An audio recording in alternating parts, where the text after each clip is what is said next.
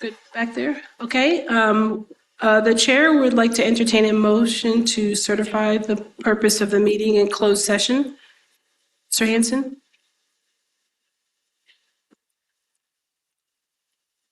We convene today in a closed meeting pursuant to a recorded vote on the motion above and in accordance with the Freedom of Information Act. Section 2.2-3712 of the Code of Virginia requires that the board certify that to the best of each member's knowledge, only public business matters lawfully exempt from open meeting requirements under this chapter, and only such public business matters as were identified in the motion by which the closed meeting was convened were heard, discussed, or considered. Any member who believes there was a departure from these requirements shall so state prior to the vote, indicating the substance of the departure that in his or her judgment has taken place. This statement of the departure will be recorded in the minutes. Thank you, Mr. Hanson. Is there a second? Second. This motion has been seconded. This will be a roll call vote. All those in favor will signify by saying aye. Dr. Bridges? Aye. Mr. Hanson? Dr. Northern? Dr. Wilson? Aye. Mr. Robinson? Aye. Mrs. Kilgore? Aye. And chair votes aye. Thank you. Okay.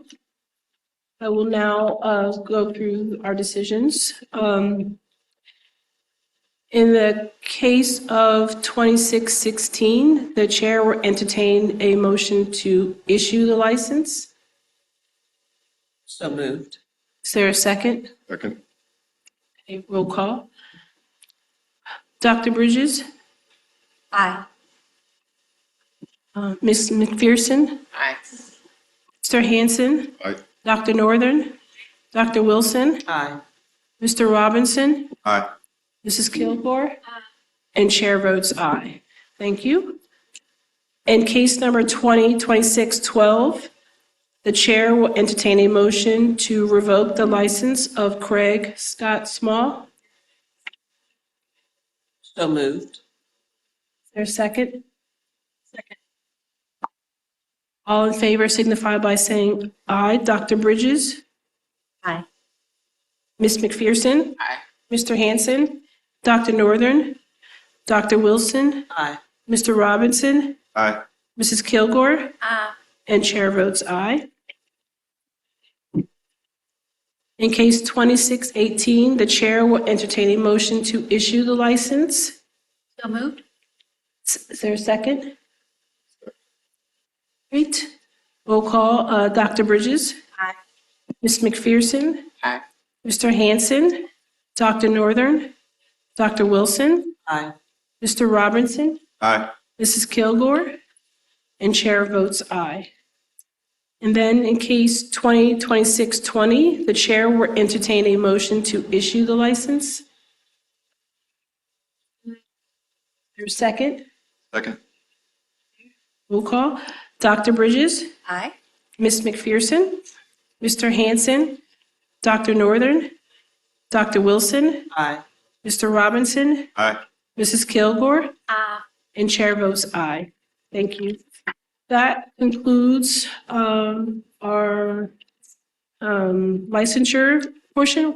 The board will now take a brief 10-minute break and we'll convene shortly.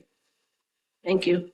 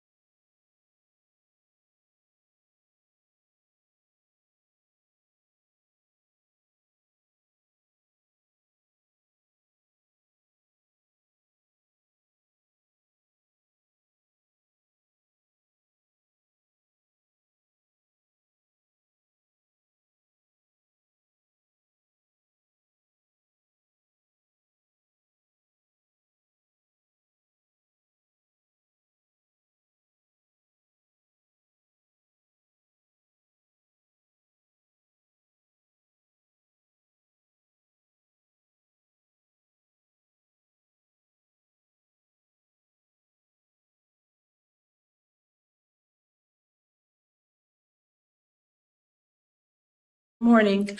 Good morning. I am going to turn it over to Superintendent Conway to start our work session. Excellent. Good morning. I will ask Chief of Staff Holly Coy to come forward to present on the report on the 2026 legislative session for you all. Thank you so much. Chief Conway. Chief Coy. That's you. Good morning. Thank you for that introduction. It is a pleasure to be here with you, board members. It's Chief Conway, Superintendent Conway, and Chair Ashton. This morning, I have a brief summary and report out on the 2026 legislative session and some of the implications and considerations for us as a department and you as a board. Generally speaking, the 2026 General Assembly, it was a long session, quote unquote, 60 full days for the General Assembly to consider more than 2,300 bills, as well as a budget. And as you are likely well aware, the budget is just coming to conclusion here, hopefully soon, with the General Assembly finalizing their version on Monday. And some outstanding amendments perhaps coming from the governor, but hopefully that will be closed out shortly. But in those 60 days, of those 2,300 bills, there were roughly 278, depending on how you're counting, that impacted K-12 education in some way, shape. Of those, about 130 actually passed, though many of those, as you know, not in the form in which they were originally introduced. Some of the hot topics that were emerged throughout the session were continuations of conversations that our General Assembly had been having around assessment, accountability, and high quality instructional materials. But then we also saw new topics emerge related to the JLARC considerations on SPSF. We saw some innovative conversations around employee child care assistance. Public schools and immigration enforcement was a hot topic, as well as AI education technology. And then last but not least, there was also robust discussion around the mental health supports that our students and children in the Commonwealth need. As I mentioned, some of these bills were a continuation of conversations the General Assembly had begun or had continued even in 2025. And so when it comes to the kind of core teaching and learning elements and the role of the state in the instruction, assessment, and accountability of our classrooms, there were three topics of particular note. So high quality instructional materials, the bulk of that work was really completed in the 2025 session, but that work and implementation continues on. We saw the conversation continue around modernizing our assessment system. So there was directives and funding in the budget previously to bring that work forward, as well as statutory reforms that similarly have staggered implementation and reenactment clauses. And so that will be obviously the subject of much conversation later today. Along with the legislation that provided direction to the board on accountability and school improvement, I'm asking you all to consider the JLARC recommendations that were made in December. I will note that in addition to these core kind of teaching, learning, and accountability measures, there were also conversations by the General Assembly on a number of different curricular topics. Those will come forward to you in a variety of different forms as we implement them. Some of those topics, environmental literacy, health, water safety standards, will come as you review SOL standards on their regular schedules. Some of those academic and curricular components will come forward to you in guidance documents or other regulatory actions in the course of your work. And that is a good segue to this last slide. As we look ahead, we wanted to share with you some of the more immediate actions that we see on the horizon, both as a department and as we work to support you in this work. So today, the department will send out a comprehensive legislative report to our divisions. That is the attachment on your board item. The goal with that document is to provide a very short summary on each bill And then to provide some context around statutory timelines, as well as anticipated timelines that the department has on when resources or supports may be available to our school divisions as they consider their own implementation of the legislation. When we come back to you in August, we do anticipate bringing forward a couple of regulatory items to initiate the implementation of a few different bills. Some related to licensure or the 3-year CTE licenses, as well as changes to the division superintendent licenses. And then finally on that side, you'll see a few notable guidance report documents, Board of Ed reports that are in the more immediate future. Again, just so you're aware of some things coming down the pike. On August 1st, the DOE, in collaboration with the Office of the Attorney General, will need to issue guidance on immigration enforcement on school campuses. We anticipate this fall having a guidance for AI use for student instruction available for our school divisions.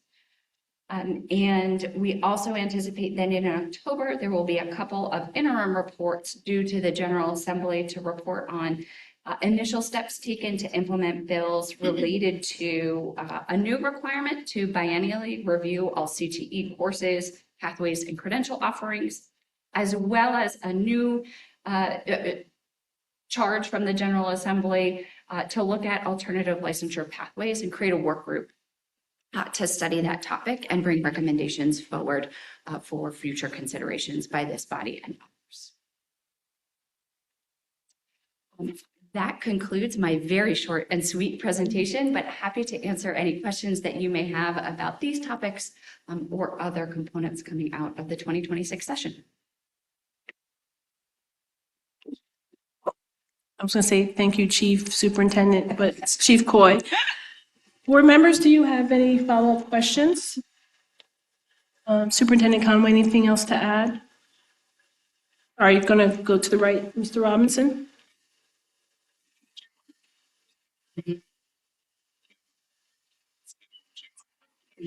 On your full summary and legislation, it seemed like there were 2 pieces that they were saying more than consider. It seemed like more of a direct, and I'd like to better understand those directives and how we should consider them. Absolutely. So there were 2 specific pieces of legislation. The first was that, as you mentioned, the charge to the board to consider specific recommendations coming out of the JLARC study. The second, as you have noted, was in fact much more directive and related to school improvement, and really clarifying in statute that school improvement is a broad responsibility of the entire department under the superintendent's leadership and under the board's direction. Really kind of shoring up this connection between school improvement efforts of the department and the accountability system. Just a quick follow-up on that. Yeah. On the change in labels, Mhm. the change in weight growth, could those be considered more directives or just consideration? Those were part of the list of considerations for you all to take under advisement.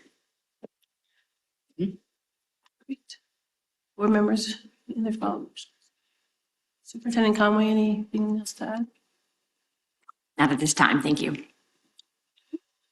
I think we are going to move on to the next presentation. Joe, is that right?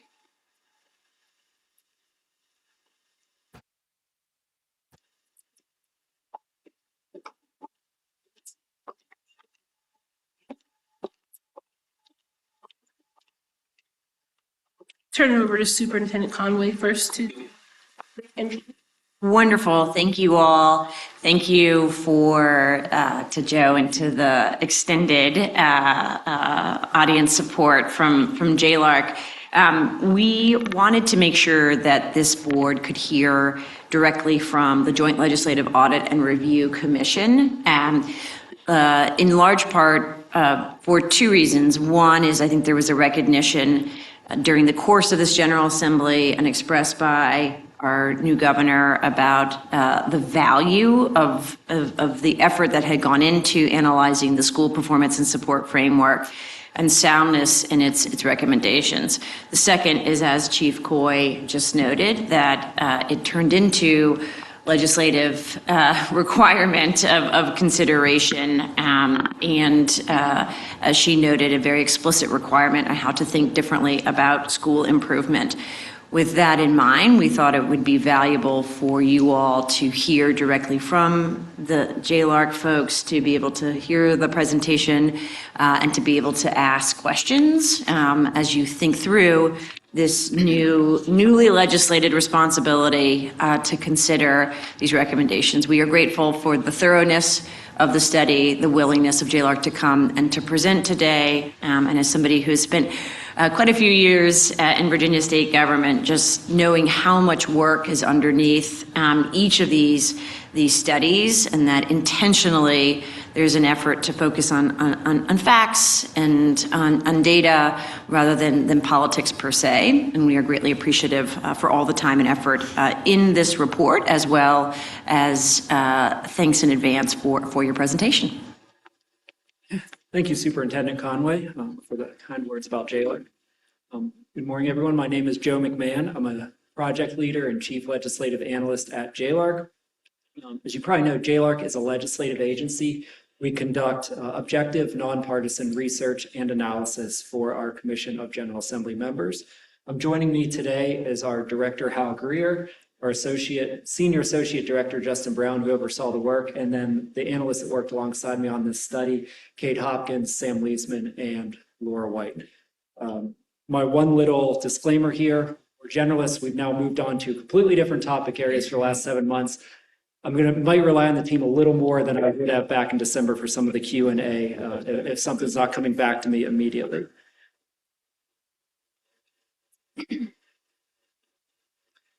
So the study was completed last year in response to a resolution from our commission. I have a list here of our primary research activities. I just want to focus on a couple. We did extensive analysis of the school accountability results for the 24-25 school year. We conducted an extensive number of interviews, including national subject matter experts, school superintendents, school principals. We also viewed every state board of education meeting where school accountability was discussed over the 3 years prior, and talked to board members who were involved in the design process. I'm going to quickly move through some background, but then a majority of the presentation will be focused on our findings leading into recommendations and policy options. So a school accountability system serves several purposes. It provides stakeholders with information about school quality and student performance. It's meant to hold school leaders accountable and motivate them to improve performance. And it's the tool the state uses for identifying schools and students that need additional support. An accountability system achieves these goals by quantifying and reporting on school performance. Board approved Virginia's new system, the School Performance and Support Framework. I'm going to refer to as the SPSF, or the framework. It replaced that prior system that had been in place since 2017, and the framework went into effect for the 24-25 school year. Here's a look at the measures or indicators included in the framework. And as you know, the framework's really essentially a big math equation. Points are assigned on a per student basis for each indicator. Then the weighting of each is applied. The product of those is an indicator score. And then all indicator scores are summed to produce a total summative score for each school. Then the framework assigns each school a performance label that's based off that summative score. In addition, schools with certain levels of low performance can also receive a federal designation, which I'll discuss later on. One other piece of relevant information is that the state board took action to raise cut scores last year. Cut scores are the numeric scores that delineate performance levels on SOLs. Those changes to cut scores would result in declined overall ratings if fully implemented, assuming no other changes are made. Okay. I can pause. I'm going to pause at each one of these slides for questions. So any questions? So first I'll give an assessment of our overall assessment of the system. So when evaluating a school accountability system, it's important to keep in mind that because of the complexity of K through 12 education, states' varying priorities, it means there's no single best system. Each is a balance of policy priorities, stakeholder concerns, and transparency.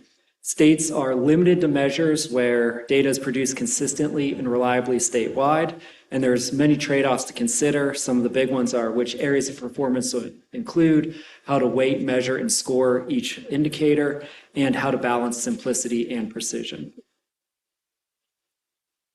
For our first finding, we found that the new accountability system is more effective and useful than the prior system. First, the framework better differentiates school performance. That differentiation is important for several reasons, notably providing more transparency and information to stakeholders. You can see here for the prior system in that 23-24 school year, all schools fell into just 2 performance categories, with most receiving the highest rating. That distribution was not typical with what you see in other states and not aligned with best practices. In contrast, the framework has 4 performance categories and distributes a meaningful number of schools into each one, which is closer to what you see in other states and what experts recommend. Next improvement is that the framework is a single system used for state and federal accountability purposes. That means it uses identical indicators, weighting, measurement, and scoring for the purpose of meeting federal accountability requirements and for producing state results. Another improvement is that the framework separates school accreditation from school accountability. So, as you know, accreditation is a measure of compliance with state requirements, whereas accountability is a measure of student and school performance. Subject matter experts in a majority of school divisions viewed these 2 changes positively. The framework is also more precise and inclusive than the prior system. This includes how it uses separate indicators for each type of performance, how it scores many of the indicators, and the minimal number of student threshold or N size that is used as part of calculations and reporting. So our next finding is that the framework's overall structure is generally found, but we did identify some refinements that are needed. We found that the framework's structural elements, such as indicators, weighting, measurement, and scoring, are generally consistent with federal guidance, expert opinion or recommendations, and other states' accountability systems. So given that the overall structure meets this criteria, we determined that fundamental changes are not needed. They'd be unnecessarily disruptive and would be administratively burdensome to schools. However, we did identify areas for improvement and made recommendations and provided policy options accordingly, and those would be the focus of the rest of the presentation. So where you indicate fundamental changes to the system are not needed, because otherwise they would be unnecessarily disruptive. So you're talking about fundamental changes to the proposed system that the board has adopted are not necessarily needed, because otherwise major changes to what we agreed as a structure would also be unnecessarily disruptive and administratively burdensome. So I just want to be clear about that, because I want everybody to know that your fundamental changes to the system, you're not talking about the old system. You're talking about to the system that we are now operating under. Making fundamental changes to that would also be unnecessarily disruptive and administratively burdensome to schools. Yes, and I'll just follow that up, Ms. McPherson. When we talk fundamental structural changes, we're talking, don't throw it out and start again. Don't completely change the indicators. Don't completely change the scoring indexes. It's more tweaks, changes on the margins, and refinements. You're on the same page. Yep.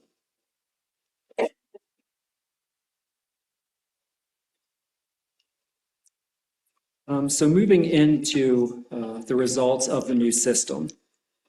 You can see here the majority of schools received an on-track or distinguished label for the 24-25 school year. Our first finding related to those results is that we found the proportion of students in a school that are economically disadvantaged is the characteristic that has the strongest relationship with schools' results. This means schools with more economically disadvantaged students tend to receive lower overall ratings from the SPSF. Now, this isn't unique to the framework or Virginia. Accountability system results typically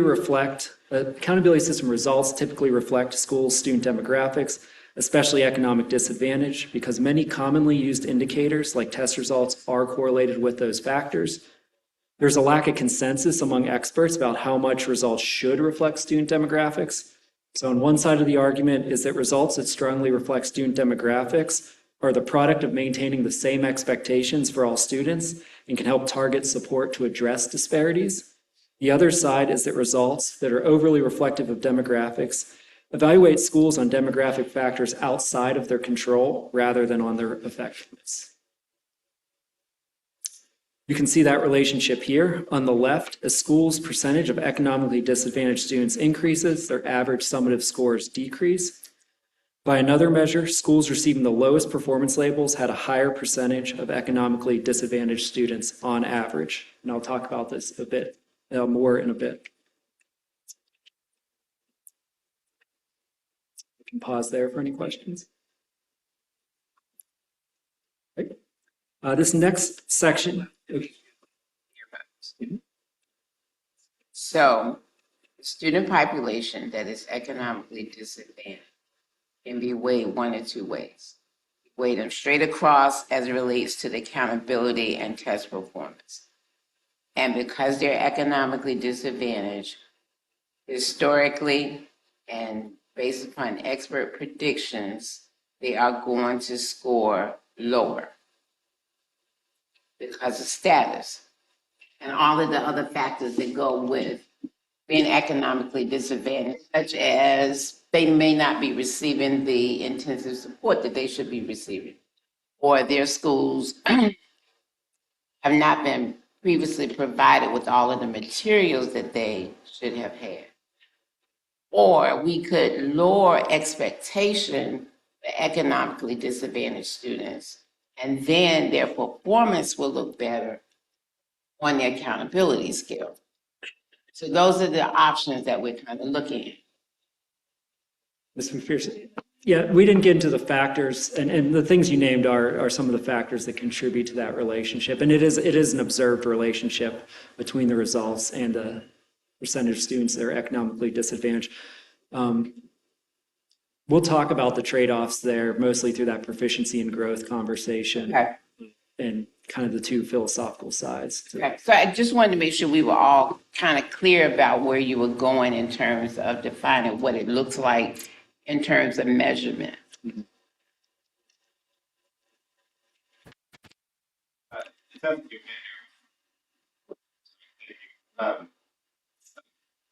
My understanding from the JLR report, you could figure out how the current performance labels are distributed across. But in figure 5.4 in the larger report on page 59.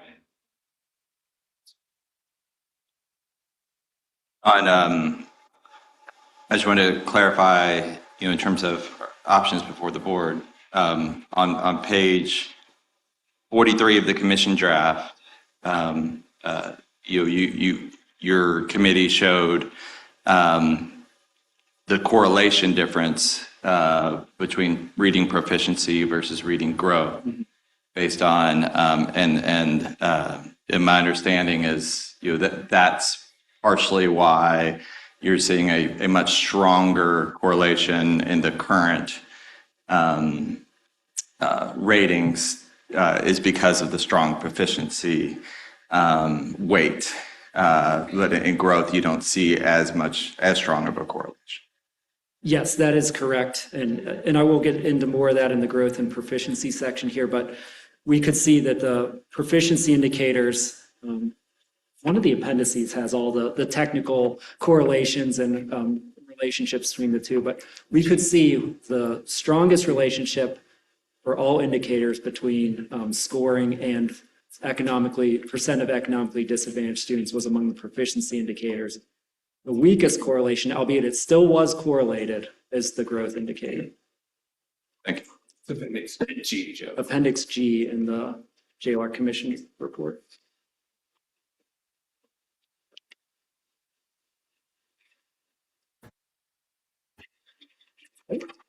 So moving on to labeling school performance. To begin, school ratings are highly visible. They're the primary way states communicate accountability results to the public. Many states aggregate their accountability results into a single overall rating, like Virginia's framework. States use various formats for these ratings, such as letter grades, stars, colors, or descriptive labels. School ratings are important because they can have both positive and negative implications, such as shaping public perceptions of schools or affecting school and staff morale. The SPSF uses 4 descriptive labels to communicate schools' overall performance, and those are distinguished, on track, off track, and needs intensive support. Research shows it can be difficult to develop descriptive labels that are clear, widely understood, and broadly accepted because different stakeholders interpret terms differently. But with that being said, we found that some of the SPSF performance labels do not clearly communicate school performance or function as part of a continuous scale. So the first part, 3 of the 4 labels do not clearly communicate school performance. There's often confusion about the terms when we were talking to experts and stakeholders. For example, on track and off track were often thought to imply a school's performance trend rather than a static snapshot. Stakeholders viewed on track as schools that are improving and off track as those that are declining. That means that the labels are not clearly and accurately conveying what they are intended to mean. The distinguished label may also not clearly communicate school performance because it can actually overstate how well some schools are doing. The term distinguished suggests a school is exceptional across the board when it could be underperforming, and we could see that in the data, underperformance on some indicators or have weaknesses outside of the school accountability system. And I think that the bigger piece is that the 4 labels do not clearly relate to one another as part of a continuous scale. There are 4 disconnected terms, and there is no intuitive progression through the 4 labels. And because of this, it can be difficult for stakeholders to understand the order of labels and how they relate to one another. For example, in interviews, we heard off track be misperceived as being a lower rating that needs intensive support because some people felt it sounded more negative. Others felt that experts felt that there could be perceived that there's only 2 ratings, on track and off track, if you weren't aware of the others on either side of them. Other descriptive labels, such as those used in West Virginia, which you can see here, allow for a more clearly continuous order. This is a better approach because it's easier for people to intuitively know where a given label fits amongst the others. So given that the labels are unclear to some stakeholders, we have a recommendation for the board to develop new terminology for the 4 performance labels. It's worth saying here that it's unlikely that any set of accountability ratings will satisfy everybody. However, developing terms that are part of a continuous scale and more clearly and accurately convey school performance could help improve clarity and address concerns. And then just overall, we view this as a relatively minor change, given it does not affect how schools are scored or how the accountability system functions, but could meaningfully increase stakeholder buy-in. So using needs intensive support, which also identifies the fact that the school system may be in need of additional funding because it ties directly to the funding mechanism. You're recommending West Virginia's language as an example to use does not meet standard. But that's just a recommendation. Yes, Ms. McShane. Just words. Even though you say that it somehow appears to connect, like if we don't meet standard now, maybe next year we'll partially meet standard. After that, maybe we meet standard, then finally we exceed standard. So somehow embedded in that, you think there appears to be more of a continuity that parents, other people would understand more so than what. Correct. And I do want to emphasize, West Virginia is an example of this continuity. We're not recommending, and you pointed that out, we're not specifically recommending that exact approach. You could use needs intensive support, needs support, like there's all different ways to do it, but the continuity is the important piece. Right, just something that appears to give us. Superintendent Conway and then Mr. Henson. Joe, could you clarify? I know that some of the feedback we've heard, when you talk about funding being attached to these labels, typically that is funding dedicated to support improving schools rather than sometimes there's a perception that schools that do better receive more funding for doing better. But could you clarify when you talk about funding in that prior slide that is typically with other states to prioritize schools that need intensive support for additional funding, not the reverse?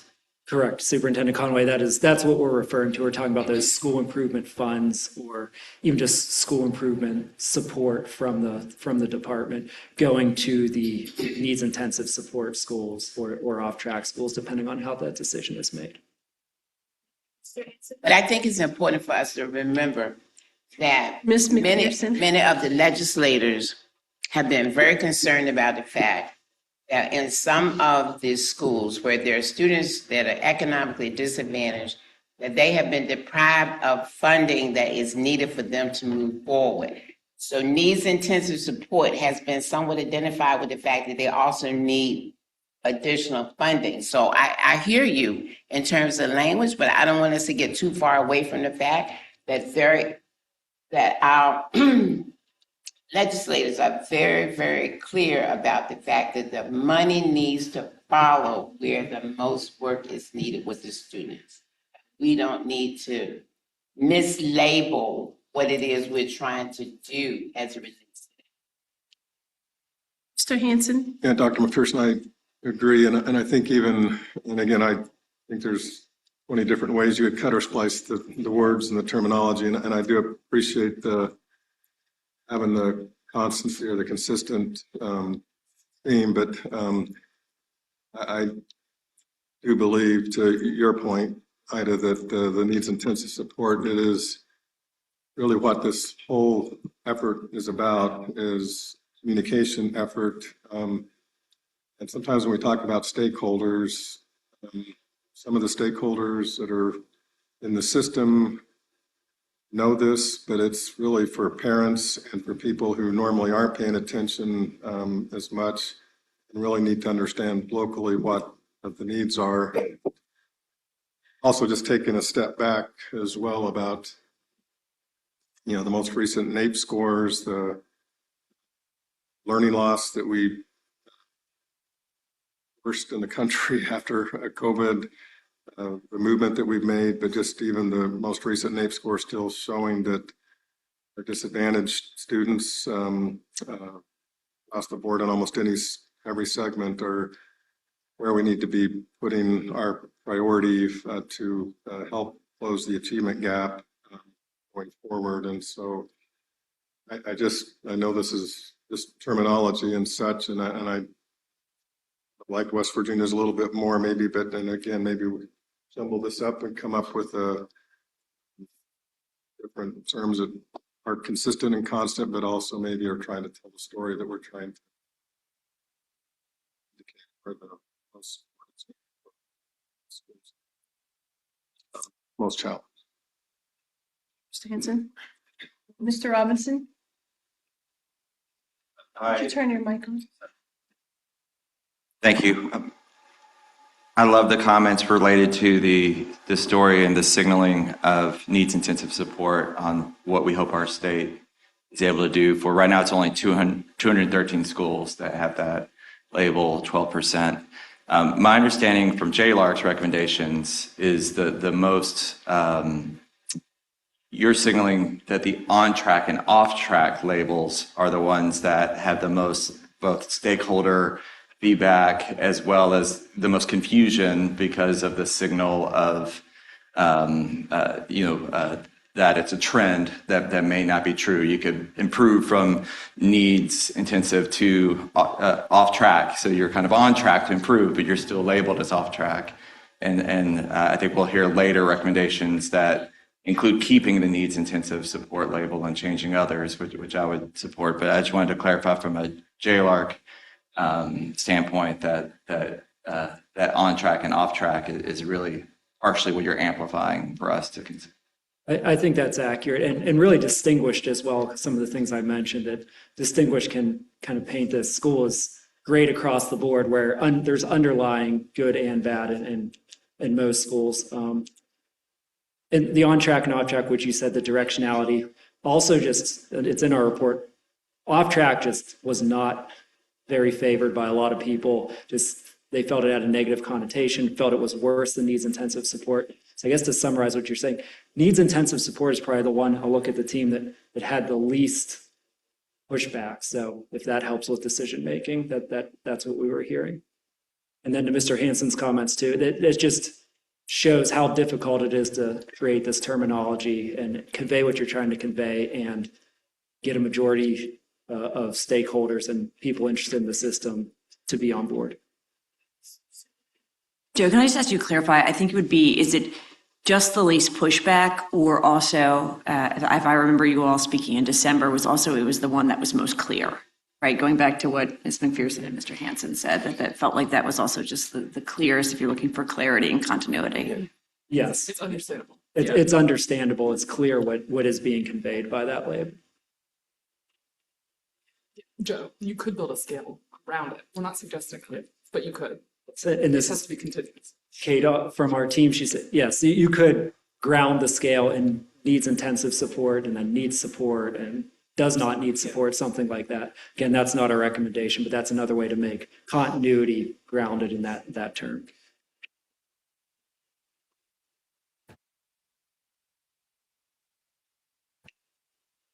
For our next finding, we found an issue with how the framework assigns performance labels to schools. The approach ignores differences in how the 3 school levels are measured, which ends up significantly benefiting high schools. You can see here that because each level of school is evaluated on different criteria, but scored using the same scoring thresholds, the same point thresholds, high schools are much more likely than elementary and middle schools to receive a distinguished rating. Likewise, they are less likely to receive a lower rating.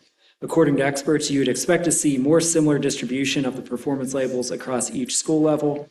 And this means that results across school levels are not comparable and can lack fairness. So we have a recommendation there for the board to develop new scoring thresholds that are unique to each school level and result in a more comparable proportion of elementary, middle, and high schools receiving each label. So before jumping into this next section, just a bit of background. I think this will all sound familiar, but if anyone's watching, this gets pretty technical. So states are federally required to use their accountability system to identify low-performing schools. These schools are given a federal designation, which is essentially another label in addition to their SPSF performance label. There are 3 types of federal designations: CSI, TSI, and ATSI, which I'll walk through on the next slides. The reason this relates to labeling school performance is that based on the rules of the framework, if schools receive one of these federal designations, it can affect the state performance label assigned by the framework.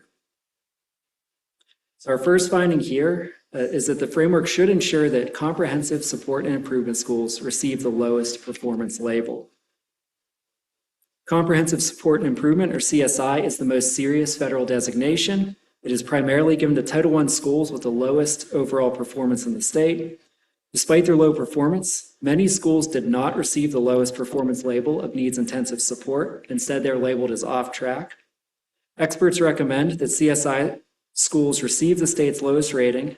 This helps ensure that federal and state labels are aligned, send a consistent message, and then most importantly, that the lowest performing schools are clearly identified and prioritized for support. Therefore, we have a recommendation for the board to amend regulations to ensure that all CSI schools are labeled as needs intensive support.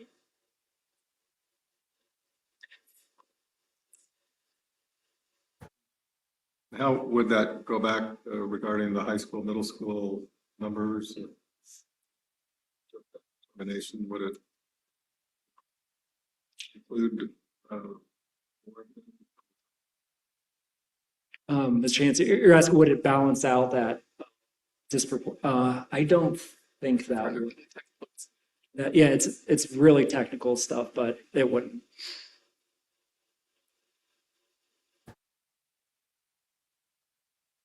We also have a finding related to how schools with 2 other federal designations are labeled. The SPSF lowers all targeted support and improvement and additional targeted support and improvement schools' performance labels which is imprecise and can be overly punitive. The TSI and ATSI designations indicate that a school has one or more significantly underperforming student subgroups. To reflect this, the framework rules lower the performance label of TSI and ATSI schools. The board adopted this approach to make sure that student subgroup performance is explicitly factored into schools' accountability results. Without it, a school's rating could mask low-performing student subgroups within that school. The issue with this practice and how it's currently being implemented is that lowering all TSI and ATSI schools' performance labels is imprecise and overly punitive. First, TSI is meant to serve as a warning of poor performance in a subgroup. To reflect this, we propose that TSI schools would not have their state label lowered in the first year that they're under a TSI designation, only after a second year of repeat TSI performance, which that would then indicate that student subgroup performance issues are persisting. Second, schools that are designated as TSI but already receive an off-track label would not be lowered any further. And this is a vast majority of the TSI schools. So if the point is to align the federal and state labels, we think that off-track and TSI, that warning federal designation, are already aligned, so no need to further lower the state label.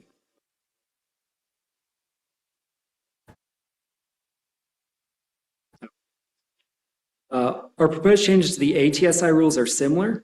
ATSI is a more severe designation than TSI, so we found it appropriate to lower schools with distinguished or on-track scores to off-track.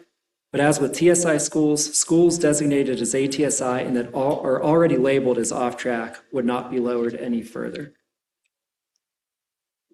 So here's the high-level summary of what we recommend. Rules can be changed to maintain the board's emphasis on subgroup performance while also better aligning with the intent of federal designations and avoiding being unnecessarily punitive.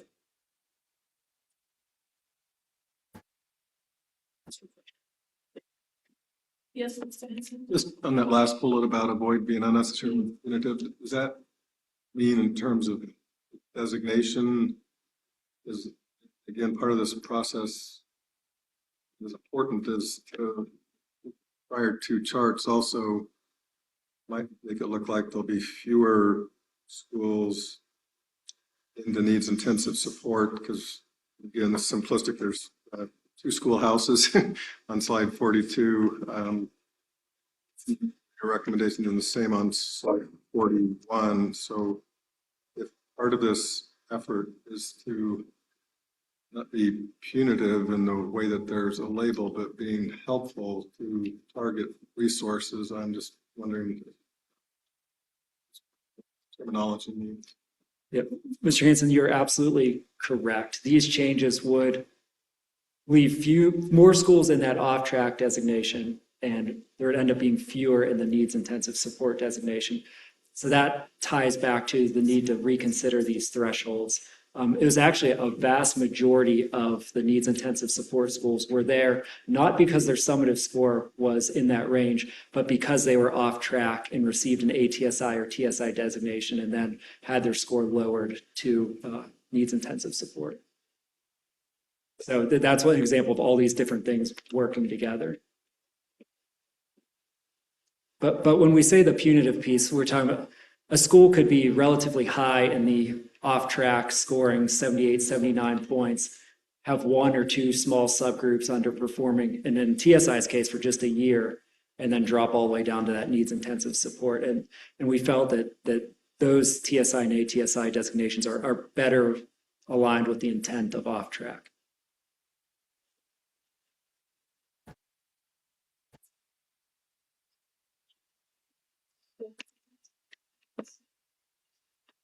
Thank you for all the clarification. So I understand the recommendation on the TSI is meant from a federal designation to be a warning, not lower all the way to needs intensive. Clarify the ATSI, you've now been designated multiple years as having subgroups that are performing at the bottom, at the similar level as the bottom 5% of the schools. And so if if you have an off-track score as an ATSI school and you were to be moved to needs intensive support, would that have the effect of heightening attention to underserved populations? Ms. Robinson, yeah, I think it could. So that, again, this is a policy call, where you feel that alignment is best served. Is ATSI better aligned with off-track, or is it better aligned with needs-intensive support for those things that you mentioned? We as a board, if we wanted to heighten attention to underserved groups, the TSI might misalign with the federal intent of TSI, but the ATSI, if we were to say, no, we actually want those receiving needs intensive support, not as a punitive, but because we want more attention, more spotlight on those students, that would be something to consider. Yes, that is something to consider. I think internally, the way we were viewing is that the CSI, Comprehensive Support and Improvement, is the roughly equivalent to that lowest category of needs intensive support. ATSI was at the next level up on the federal designations. The next level up would be the state's off track. And then TSI, at least in that first year, that school could stay as on track or stay as off track where it was. And then after a second year, it would be then put into alignment with off track, the same as TSI because of the repeated underperformance. But again, it's all judgment calls and policy decisions.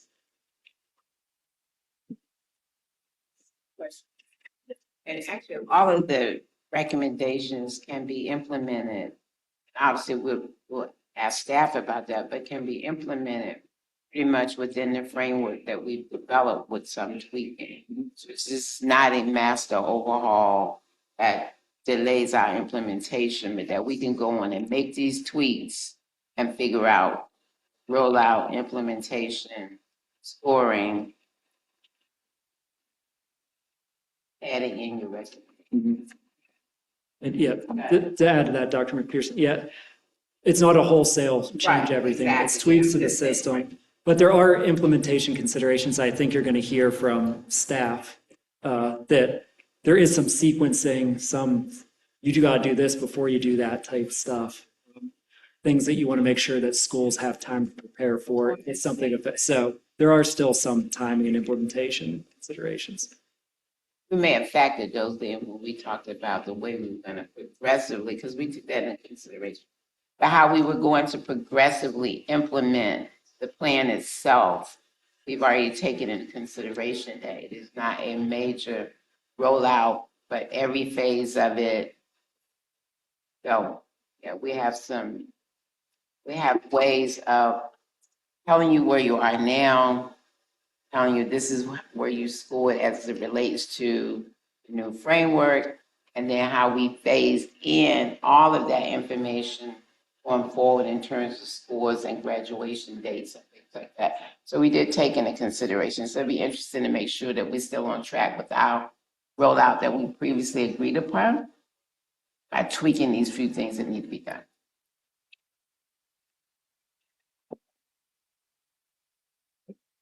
So my next section is on proficiency and growth indicators.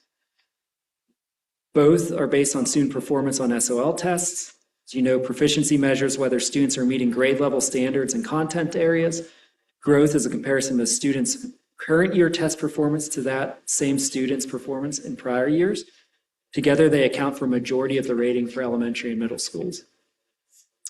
Few findings here. The framework's proficiency indicators are generally well designed, and the growth indicators are an improvement over the prior system, but still had shortcomings, but are being changed. As I mentioned, the proficiency indicators are generally well designed. The framework uses standalone indicators for reading, math, and science, and quantifies student and school performance for each. This is more transparent than the state's prior system, which combined proficiency and growth into a single indicator. Another positive element is the use of index scoring. As you know, with an index, schools receive full credit for students who score proficient, but also partial credit for students who score below proficient and extra credit for those scoring advanced. This encourages focus on students at all achievement levels, not just those near the pass-fail line. The framework's growth indicators also have some elements that are improvement over the prior system, like proficiency. Growth is a standalone indicator instead of being combined with others. It measures growth for all students, not just those who scored below proficient, as was the case with the prior system. We did find issues with the approach used for scoring the growth indicator for the 24-25 school year, but the board is making a wholesale change of the growth measure for this current school year. So unless there's questions, I won't go into any more details there. Our next finding is that the framework's much heavier weighting of proficiency over growth does not fully capture schools' contribution to student learning and increases the impact of student demographics on school scores.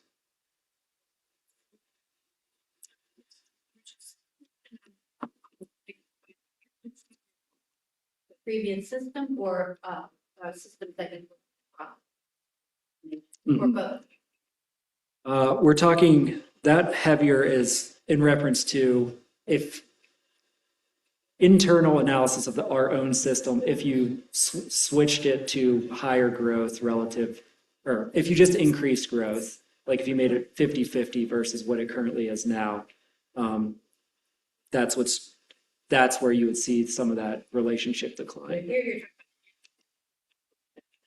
Just waiting, it's waiting so much. Thank you. Yeah, yes. Comparing it hypotheticals, if Virginia, it's like proficiency and growth, if we flip-flop them, if we made them equal what it is now, that's the differences we're comparing to, not necessarily the old system or that correlation to other states. I think that interpretation is much heavier, but also be looked at too, in terms much heavier than county systems, you know. Mhm. And I don't know if y'all. You've got We it. have some. Compared to stickers. Yeah, we have the next slide, I believe, is or two slides. It at least compares the ratio to other states. It does not, we did not compare that correlation or relationship in other states.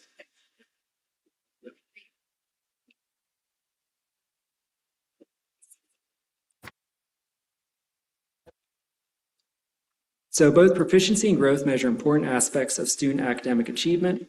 Proficiency measures how well students perform against state standards for core skills and knowledge, and will help identify schools with the greatest proportion of students not meeting grade level standards. Growth better isolates schools' impact on student performance, encourages a focus on continuous improvement, and identifies schools whose students are not making enough progress from prior years. Here's the figure that I was referring to. The weighting of growth and proficiency, it's really one of the biggest philosophical debates in school accountability. ESSA requires that each of the two indicators have substantial weight, but gives states flexibility in how to weight them relative to one another. This figure shows the ratio between proficiency and growth by state. On the left, you have states where growth is weighted higher, on the right, where proficiency is weighted higher, and in the middle, states that give them equal weighting. You can see here that Virginia has the third highest ratio of proficiency relative to growth nationwide.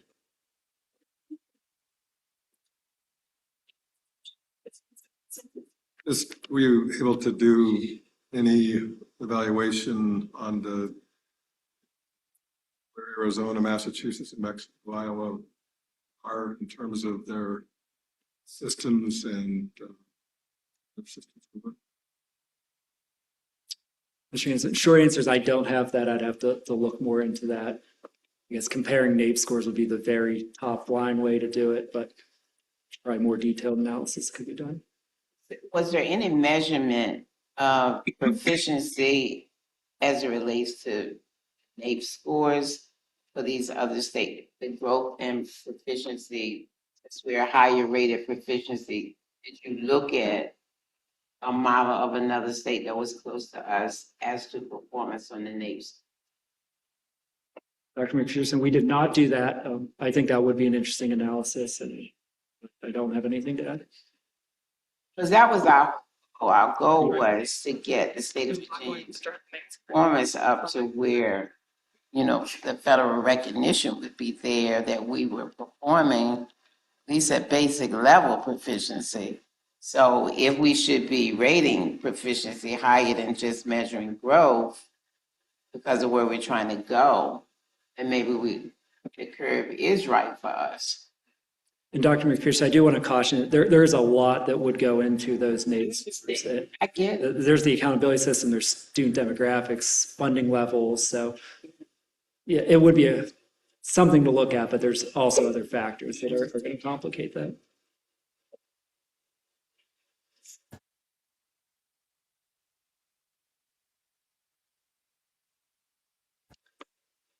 So as just was alluded to, the board was intentional about this decision to place more emphasis on proficiency. Reasons cited at the time include the belief that meeting grade level standards is a key outcome, wanting to maintain the high expectation of proficiency for all students, and citing that they heard from stakeholders such as parents and those in the business and military communities that proficiency is what they care most about. The trade-off of this weighting decision is that proficiency indicators produce results that are more highly correlated with student demographics, especially economic disadvantage. In contrast, student growth results are less correlated with student demographics, and a majority of schools and division staff, as well as subject matter experts we spoke to, emphasize that growth is a better measure of the extent to which a school's efforts are contributing to or affecting student performance. Because this is a policy decision with trade-offs and no single answer, we have a policy option, and that is that the board could increase the weight assigned to the growth indicators to more fully account for schools' contribution to student learning.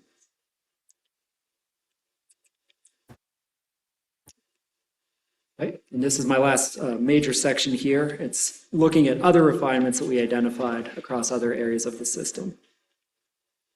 This first one is the scoring used for the 3 E's college, career, and military readiness indicator is problematic.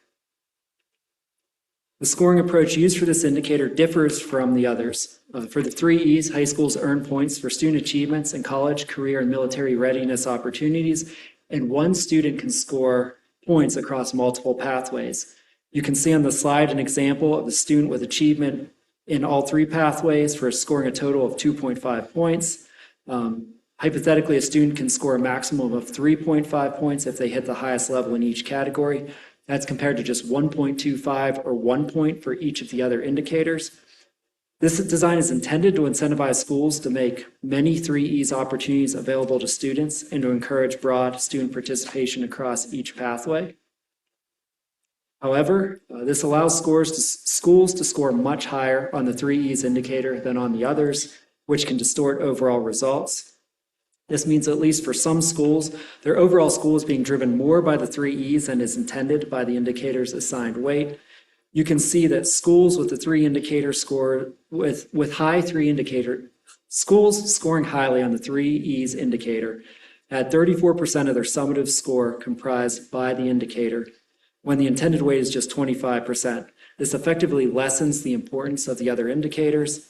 Likewise, it can distort overall ratings, which can be misleading. Essentially, a high overall score caused by the 3 E's gives a perception of higher overall performance than is reflected across all of a school's indicators. This is one of the factors contributing to why so many high schools receive the distinguished label, as mentioned earlier in the presentation.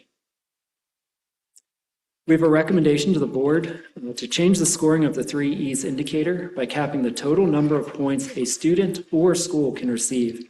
I'd like to point out that the report provides examples of how these caps could be set in a way to strike a balance between that goal of incentivizing student achievement across multiple pathways, while also limiting the indicator's disproportionate impact on school scores.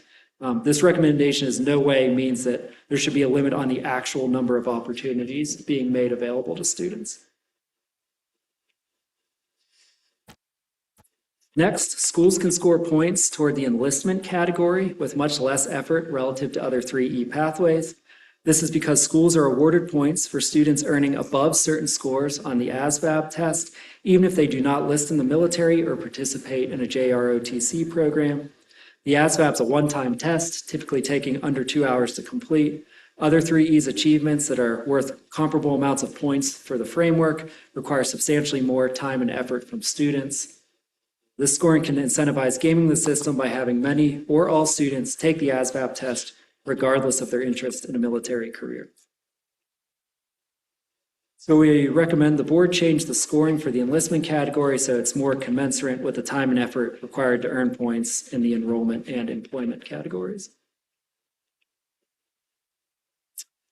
Moving to some of the topics related to English learners. We found that the framework's inclusion of more English learners when measuring schools' proficiency and growth aligns with federal requirements and is supported by experts. However, the board could change the exclusion period for recently arrived English learners to partially address division in school concerns while still aligning with ESSA requirements. For some context, Virginia's prior accountability system excluded all English learners' assessments from proficiency and growth calculations for up to 5 years. The new framework in alignment with federal requirements excludes only recently arrived English learners for 1 year. Recently arrived English learners account for about 10% of English learners statewide. The framework's approach not only aligns with federal requirements, but is also strongly supported by subject matter experts and is much more aligned with practices in other states. Virginia's prior approach was a true national outlier. This earlier inclusion of English learners is important for several reasons, including tracking student progress, targeting support to students who are struggling, and maintaining attention on students that face the greatest challenges. The purpose is not to set the expectation that these students should be proficient by their second year. However, these rules were among school superintendents and principals' top concerns with the new framework. They shared that counting test scores of students with limited English proficiency is unfair or unreasonable. There is something that can be done to at least partially address those concerns while maintaining alignment with federal requirements and best practices.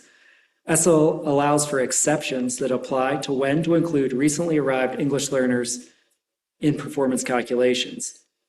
The framework currently uses exception A, but could switch to use of exception B, which would delay inclusion of recently arrived English learners from proficiency calculations until their third year in a U.S. school. This longer delay for proficiency may be preferable to schools because it's generally more feasible for a student with limited English proficiency to demonstrate growth than achieve academic proficiency, especially early on. Therefore, we have a policy option. The board could switch to exception B for excluding recently arrived English learners. Thank you. Is that a recommendation for both reading and math? The timeline on the previous slide would recommend exception B is for both. Yes, that. Thank you. It applies to both, correct. There's some real technical stuff on it. Growth for one of those would actually, exception B actually moves growth up a year for one of the two that it would be in the report. And I think you can see it on the figure with the symbols, but yes, it would move proficiency for both back to that third year. Thank you, Lauren. Yeah, Dr. Bridges? And do y'all have in along the report, any indication of where other states are with taking advantage of number of exceptions? We do. If you give us 1 second, we can track that. They're on the case. At my next stopping point.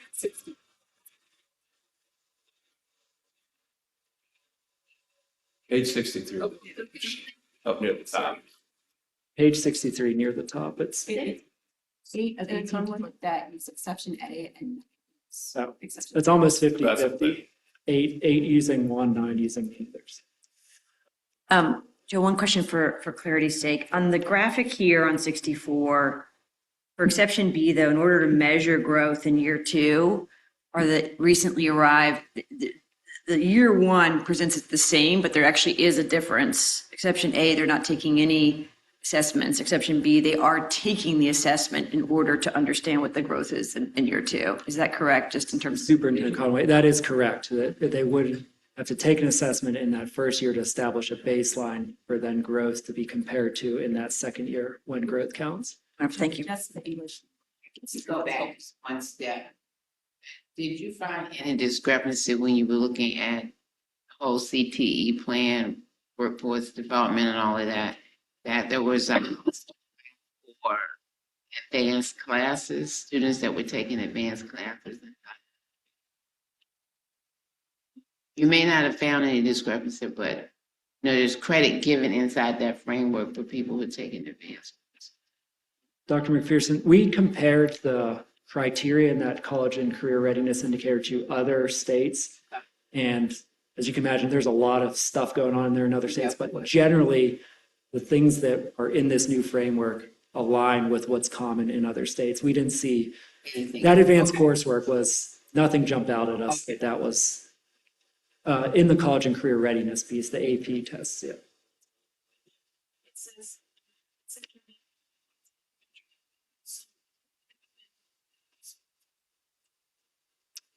That's another one of those technical questions that I might have to. High school has. Oh, there's no growth in high school. That is, there you go. And The growth indicator, the growth indicator does not apply to these. Raise that more carefully.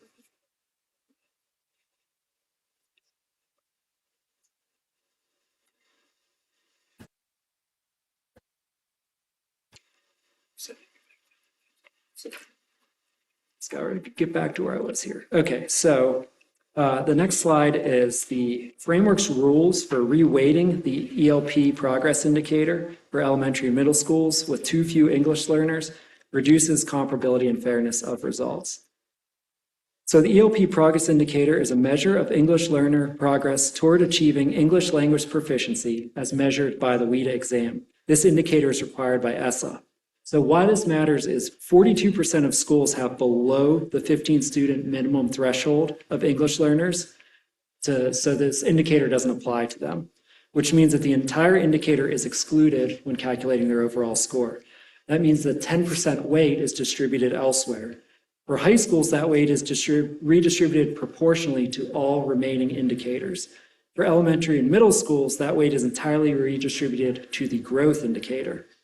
That redistribution of the entire 10% weight to growth alters how a substantial proportion of elementary and middle schools are being evaluated when compared to their counterparts that have a score for that indicator. This reduces the comparability of results and has implications for fairness between schools with and without the indicator. So we have a relatively straightforward recommendation to change that to proportional reweighting for all school levels. The next finding is that the ELP progress indicator uses binary scoring rather than index scoring, which does not reward partial or significant progress and differs from the scoring approach used for other indicators. The ELP progress binary scoring approach rewards a point for only students who meet their growth target. There's no partial credit for students making progress but who fall short of their target, and no extra credit for students that exceed their target. Using a scoring index for the ELP indicator would be consistent with the board's rationale for other indicators, reflect best practices, and then this is a big one getting down into the weeds on the math. It makes schools' ELP progress indicator scores more comparable to scores for the other indicators, which has implications for the fairness of results, again, when comparing schools with and without that indicator. So we have a recommendation to use index scoring for the ELP progress indicator. And this is moving into our last one here. Proficiency scoring index for assessments with 3 levels can produce misleading results and affect how certain students and subject areas are prioritized. So the SPSF scores its proficiency indicators with 1 of 2 indexes. For SOL tests with 4 performance labels, so I'm talking about advanced, proficient, basic, and below basic, framework uses a scoring index ranging from 0.25 points to 1.25 points awarded for each student based off the performance level they achieve. For SOL tests with 3 performance levels, those points awarded per student range from just 0.75 to 1.25. What we found is that the 3-level scoring index awards too many points for failing students, which could lead to deprioritizing assessments in subject areas that have that 3 performance levels, disincentivizing focus on the lowest performing students, reducing the framework's responsiveness to scoring changes within those subject areas, and masking low performing students, contrary to federal guidance. So you can see an example of how that all plays out. Science subject area, which has SOL tests with 3 performance levels, had the highest average indicator score for elementary and middle schools, despite having the lowest SOL pass rate. And that's really an effect of essentially more points for that bottom category.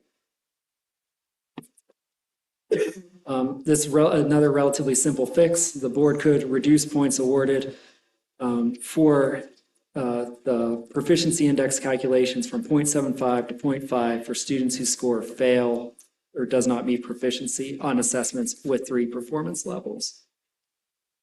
And then to conclude, it was just discussed in your legislative update, so I won't read through everything exactly. There were legislative and executive actions taken in response to the report. A House bill asking the board to consider changes to the framework that align with these recommendations and policy options, an executive order directing the secretary and the superintendent to present an action plan for considering these recommendations. Joe, could you talk a little bit more about that recommendation, how you landed on the 0.5, assuming a distribution for those who did not achieve proficiency?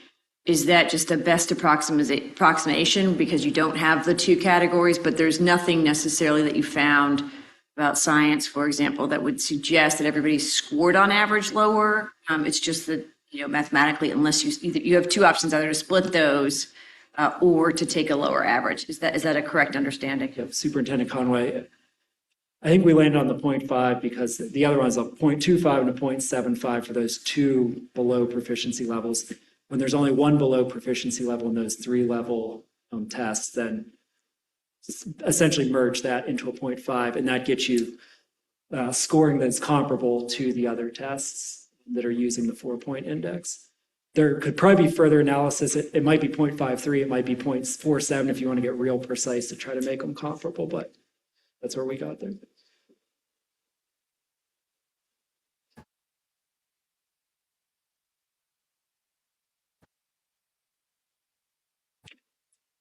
That concludes everything that I have, unless there's any other questions. I just want to thank you. I feel like this was a well thought out report. I felt like you really listened. I know when you spoke to me at length and many of us on this board at length. And I see some of our concerns reflected in here. And I think that it was a thoughtful report and well done, and that we should take a bunch of advice. So thank you. Thank you again for the kind words. Thank you for participating in our interviews and for being very open and transparent with us. Ms. Make McPherson? sure I'm clear. Says that we should take into consideration that you made 9 recommendations and there are 2 policy options. Want to make sure I'm seeing the 2 policy options. Yes, they are. 0.75 to the 0.5. The policy options, I believe, are the exception A versus exception B on the EL. What page are you on? Did you put them in here? In growth Did you versus. set them out as the policy options? Yeah, in the slides, they're labeled at the top, and really that gets kind of into. Okay. It's the growth versus proficiency weighting Okay. and the exception A versus exception B for when to include EL learners.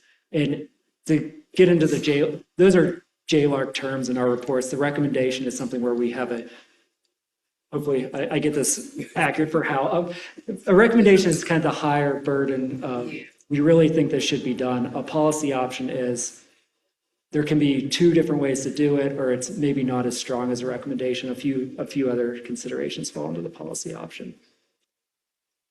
That's right. Mr. Robinson? First, I want to echo Dr. Northern's comments on just an exceptional research report, thoughtful, nonpartisan, just really thorough considerations for us and the VDOE team. So deeply appreciate how much you poured into this. One of the things that you do not have a recommendation around that's most unique about Virginia's new framework is the advanced coursework designation, or 10% of the score in middle schools. And my understanding is, ultimately, part of the reason that you do not have recommendation on it is because it only negatively impacted like 3 schools, and there was some evidence that it did positively impact incentivizing schools to have students take algebra earlier. And so I'm just curious, over the long, as we consider that very unique to Virginia and I think Florida metric, are there any maybe not recommendations, but considerations as we are piloting this new measure for us, what should we be learning about as we're trying to see, is this acting as intended? Just to get, my understanding, the intent of the board is to get as many students taking advanced coursework as possible. And so we may not have that one right yet because it's new. And so I didn't know if you had any recommendations for how we learn about that one in the years to come. You're right, it is relatively unique. Unique isn't necessarily bad. We didn't find enough to recommend changing it or getting rid of it, so I think that's where we landed there. I think we already did kind of learn something. I was surprised in the data that we could only find 266 students statewide that scored advanced, seventh graders that scored advanced on their seventh grade math SOL, but then were not in Algebra 1 in eighth grade. So what that told me was that schools are already advancing students that show this aptitude in math, at least by eighth grade and likely before then, which is why there's so few in seventh grade scoring that advance. So I think, and I think you mentioned one of the stats, another stat, there's really only 18 of 360 middle schools had 5 or more students that fell into that bucket of scored advanced in seventh, but did not take an advanced math in eighth. So if the incentive is to, or if the intention is to incentivize this to happen, it is largely happening already. I do think it will help those 18 schools and 200 to 300 students that are left potentially get moved up into advanced math. I may have lost my way on your question here, but I think it already kind of has taught us something. And I do know there's legislation too that directed schools to come up with a policy for advancing students in math. So there's also a legislative intent to try to encourage this as well. So they're getting it from a couple angles.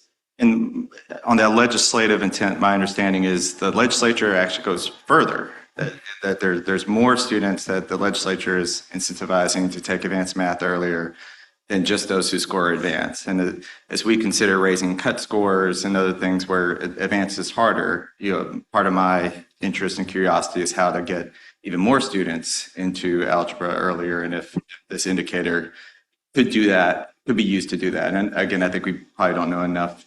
I didn't know if you wanted to comment on that. You are right that the legislative, the bill from last year is the top 25 percentile of math scoring, which then captures students that scored proficient as well, and it recommends that they would be moved up to advanced math. I'd have to give some thought on how changing the cut scores, and there's fewer advanced students, and then where that 25th percentile falls. I'd have to give some thought to how all that works. There may be a way to tweak this as those things change. Thank you. Ms. McPherson, yes? Yeah, I wanted to thank the whole JLOC team, not just for the presentation, but for the hard work. I think what it does show us is that, this has been a long time in the making, and there's a whole lot of moving parts. But I think you help confirm that we're moving in the right direction. And that's really important to the board. And as you find additional things that can be helpful to us, please pass them on, especially as it relates to moving forward. Our student population, they're looking at it from, I think, this standpoint. AI is emerging quickly, and they are moving in that direction, and they're looking for as much innovation as possible. So as we drill down, making sure that they have the fundamentals, we kind of want to keep our eye on the fact that they really are taking that curve in a whole different direction, which is why we may see some changes as it relates to math and engineering and some of the innovative things that are going to build a pathway. Like, for instance, Amazon just put $1.2 billion for employee improvement for workers to move up to the next skill level. So our whole workforce development innovation, our new CTE platform is really going to take off. But thank you for helping us with the fundamentals. Welcome. And Chair Reserve's final comment. I thought JLARC was policy, not people. And so I want to say thank you for actually bringing this to life for us. I think having served on this board for 3 years, you summed up 3 years in about 45 minutes. And I think it is encouraging. The work that the board has done is all about, there were 3 words you used. It's about improving the outcomes for our kid, making sure there's clarity for the support and the continuity. And I think what you summed up in 45 minutes, I want to say thank you and thank you for the team. At first I wrote, we can do hard things, and you made it sound very easy. So thank you for that. We're going to end on that positive note now. With that, so thank you for you and for the team. Again, very, very thoughtful work. With that, I would propose that we actually break for lunch now and then come back for the assessment and accountability roadmap. Thank you all so much.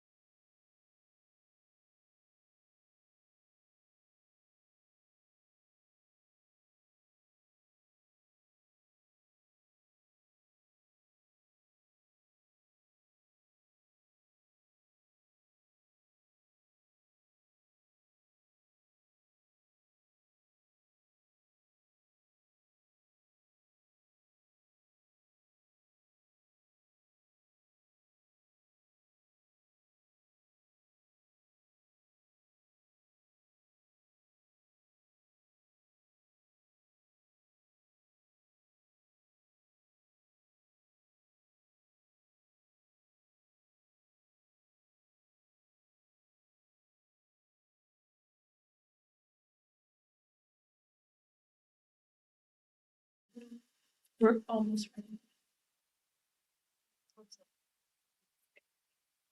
Hey, good afternoon. We are going to come back into session. Superintendent Conway, will you introduce our next presentation? Absolutely. Thank you. Welcome back. And again, in the theme of kind of making sense of various strands of work from this morning, Deputy Superintendent Hyslop and I are going to begin a conversation that will go into tomorrow and into the August session around thinking through the implications. Oh. Yeah.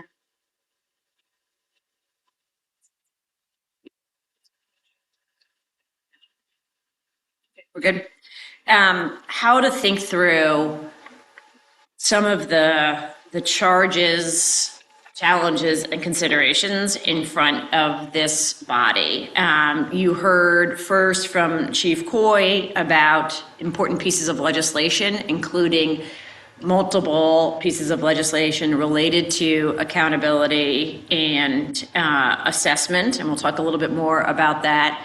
You then heard that what the General Assembly, rather simply framed as you need to consider the school and performance and support framework recommendations from JLARC. After a very lengthy, thoughtful presentation from JLARC, you see the complexity of those recommendations. And then you have the work that this body has been diligently endeavoring over the last few years. And what we would like to do this afternoon is to kind of bring all those strands together as we think about the different components of a measurement system that thinks about students, the 1.2 million students across our system, and what we want them to know and be able to do in our schools, the 1,800 schools which those students attend, and that a great part of how we measure our schools is in how those students perform,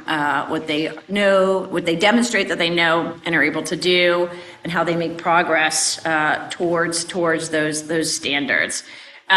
We wanted to first, and I'll talk through these kind of first couple slides and then turn it over to Deputy Superintendent Hyslop, who will take us through the details or kind of and preview what we will be bringing to you for first review tomorrow. What we wanted to first do is take a step back and just talk about how we, at a vision and values perspective, see these different strands coming together, which cover both these different areas of the work and the many different groups that help set expectations for our schools, right? Which range from this body, the Board of Education, and our appointees from the governor, him or herself, the General Assembly, our Senate, and our legislature. And each part of that system sets sort of, whether it's laws, whether it's setting regulations, whether it's how you do measurement, kind of has an implication for this measurement system. From the outset, this governor has been clear and has emphasized to myself, to the Secretary of Education, Dr. Jeffrey Smith, a commitment to excellence and an idea that is espoused in her platform from last fall, as well as her executive order, a desire and a belief in excellence, believing that every student deserves an excellent education that puts them on track for success. I think you saw this in the JLARC content. I think we've talked about this even a little bit so far this morning, having this deep belief that our students are capable as any in the nation, and how do we think about our responsibility to prepare them to be successful.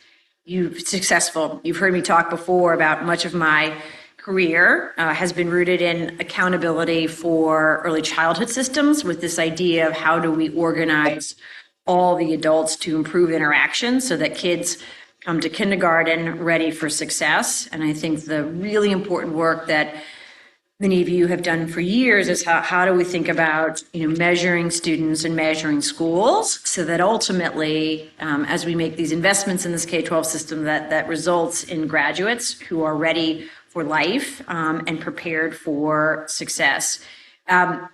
We, as a piece of this, kind of really bringing together assessment, where we are in assessment, accountability, and thinking through what we are trying to achieve, and that is about not only, and I always find myself a little bit lost in the weeds, but like the big goal, and I think we heard this from Ms. McPherson and Mr. Hanson earlier, right, is to motivate actors to change what is happening down to the classroom level to improve outcomes for students, and really thinking through how each aspect of that system can do that.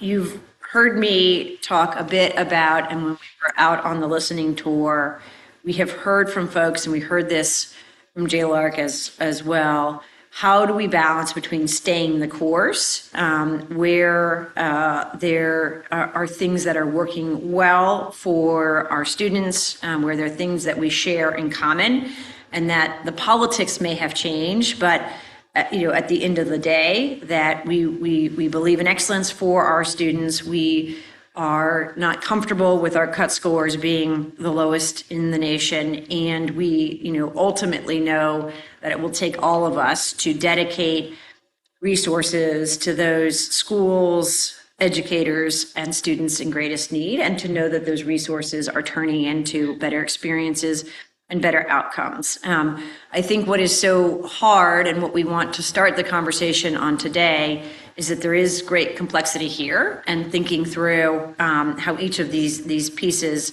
play a role in this is really key. I also, as I describe this vision, want to kind of recognize that as this board has incrementally kind of made progress, whether that is strengthened our content standards, which you have in math and English language arts, among other subjects, helped increase the rigor of our standards of learning assessments, which you have thanks to your higher standards for math and English language arts, and run a process to lay out more specific performance level descriptors, as we did last summer, to kind of really lay out what do we want our students to know and be able to do. We also have to reconcile with some of the shifts that have happened since December, and whether that's, we have this JLARC report and some of the recommendations on shifts to the accountability system, which, as you heard Joe reference, then has implications, right? If you change some of the underlying measures, i.e. you change those cut scores, that then has to be accounted for as you think about implementing those changes. As Chief Coy noted, we had a very extensive assessment law that was passed, as well as a very clear legislative requirement on competing out our entire assessment system and implementing a new system, that is mandated by our General Assembly, and thinking through how do we provide a clear path forward for you all that reflects some of those shifts, while also recognizing the trajectory over the last few years, to have heard from USDOE about needing to adjust our standards and our cut scores, the desire and the success of having a measurement system for schools, known as the School Performance and Support Framework, that does not say that all schools are the same, but actually begins to differentiate, but also needing to make some shifts in that based on what you just heard from JLARC. Equally important, and you heard as described from Chief Coy, was that the place potentially where JLARC was the most clear and what was turned into a law that was very directive was an obligation for this agency to make sure that we moved away from school improvement being something that was owned simply by an office or a subset of staff at the VDOE to something that was an agency-wide priority. And that was a crystal clear law that was passed and signed by the governor. And that's why we moved to this slide. Just thinking about the big picture is so important. You've heard me talk before about VQB5 and my work in early childhood, and sort of that one of the most important things that VQB5 does is to help ensure that resources get to those early childhood programs that we know need the most support, and that you ultimately see that improvement year over year. That requires consideration of multiple things, whether that's the standards and being very clear about what we want our students to know, learn in our classrooms. And again, great progress has been made in that area. What we talked a little bit about, which is also kind of essential, but is essential to this theory of change, is that this law that was passed by the General Assembly, whether the laws, I should say, whether it's the Virginia Literacy Act or the law more broadly pertaining to high quality instructional materials, provides a very clear path forward that goes beyond the standards and says that Virginia school divisions and leaders must choose high quality instructional materials that will help students achieve mastery in line with recommendations that come from this body. And so begin to really go not only beyond clearly defining what we want students to know and be able to do, but then says these are the resources through a rigorous process that will help students get there when used well, used with fidelity, and used consistently to meet the individual needs of students. To meet the individual needs of students, we need to know where the students are. And so thinking about the assessment, and as Deputy Superintendent Heislip will talk with you, we've got a lot of sort of parameters and expectations, set on us as we think about assessment, but at its core, it's helping to ensure that there is a transparent understanding of what kids do, know, and be able to do. As this body has grappled with in the last 6 months of last year, making sure that we are setting the right bar for that teaching and learning, so that we are making sure that if our students, and this is an important commitment to our students and their families, right? If students meet that bar, that they are truly prepared to be success, whether that's in college, career, whether that's within the Commonwealth, or they are nationally competitive. And ultimately, that accountability, right, is while an important piece of this, is really the way in which we measure and ensure it's the lever kind of across the 1,800 schools, the very different leaders and educators, that by having a true north, right, that is based in standards, HQIM, and assessment, that HQIM becomes that pathway along with supports for our educators, and that's really important. A box with a curriculum is only a step, is necessary, but not sufficient to actually seeing that educator use that to support students' learning and development of skills. And accountability becomes the very important way in which we say this is how we measure this in schools, and that we're ultimately aligning assessment, which is how we understand what students know and able to do, with how we measure schools, understand what they are able to produce in terms of students' learning and growth over time. And as we'll talk today, I think it's just very key that we, as we present this to you, and we're sort of saying, coming back to this body and saying, here's what we understand the true north to be, I describe that true north both in terms of, less in terms of the standards, because that's where you have already begun to define what we want students to know and to be able to do. And we're not at this point in time proposing any changes to the standards. But when you think about how we measure that success for students in terms of assessment, and how we measure that success for schools in terms of school performance and support framework, I think there are kind of two sort of versions, the student and the school version of that we must get to. And what we are proposing is how we reconcile those pieces as we go forward. I know I won't spend a ton of time on these values, but just to know that hopefully we can agree on the true north. I think we welcome inquiry on kind of how we actually get there, reconciling both with all the work that this body has accomplished, and then some of the things that have shifted in terms of JLARC and the legislative mandates coming out of this session, but that these values can guide us now and along the way, that I have heard from both sides of the aisle, new and veteran board members, and many of our stakeholders across the state around the importance of high expectation. And I think, Ms. McPherson, you noted that today in terms of setting a standard of excellence and making sure that we are supporting students to achieve that. I think as you will hear, and in the complexity and even in all the recommendations made by JLARC, how do we think about focus and how do we think about what are these changes? And as Joe noted, that sequence and how do we do this at a fast enough clips to make difference for kids, but also in a way that we can move the system of 1,800 schools and all the many classrooms and educators.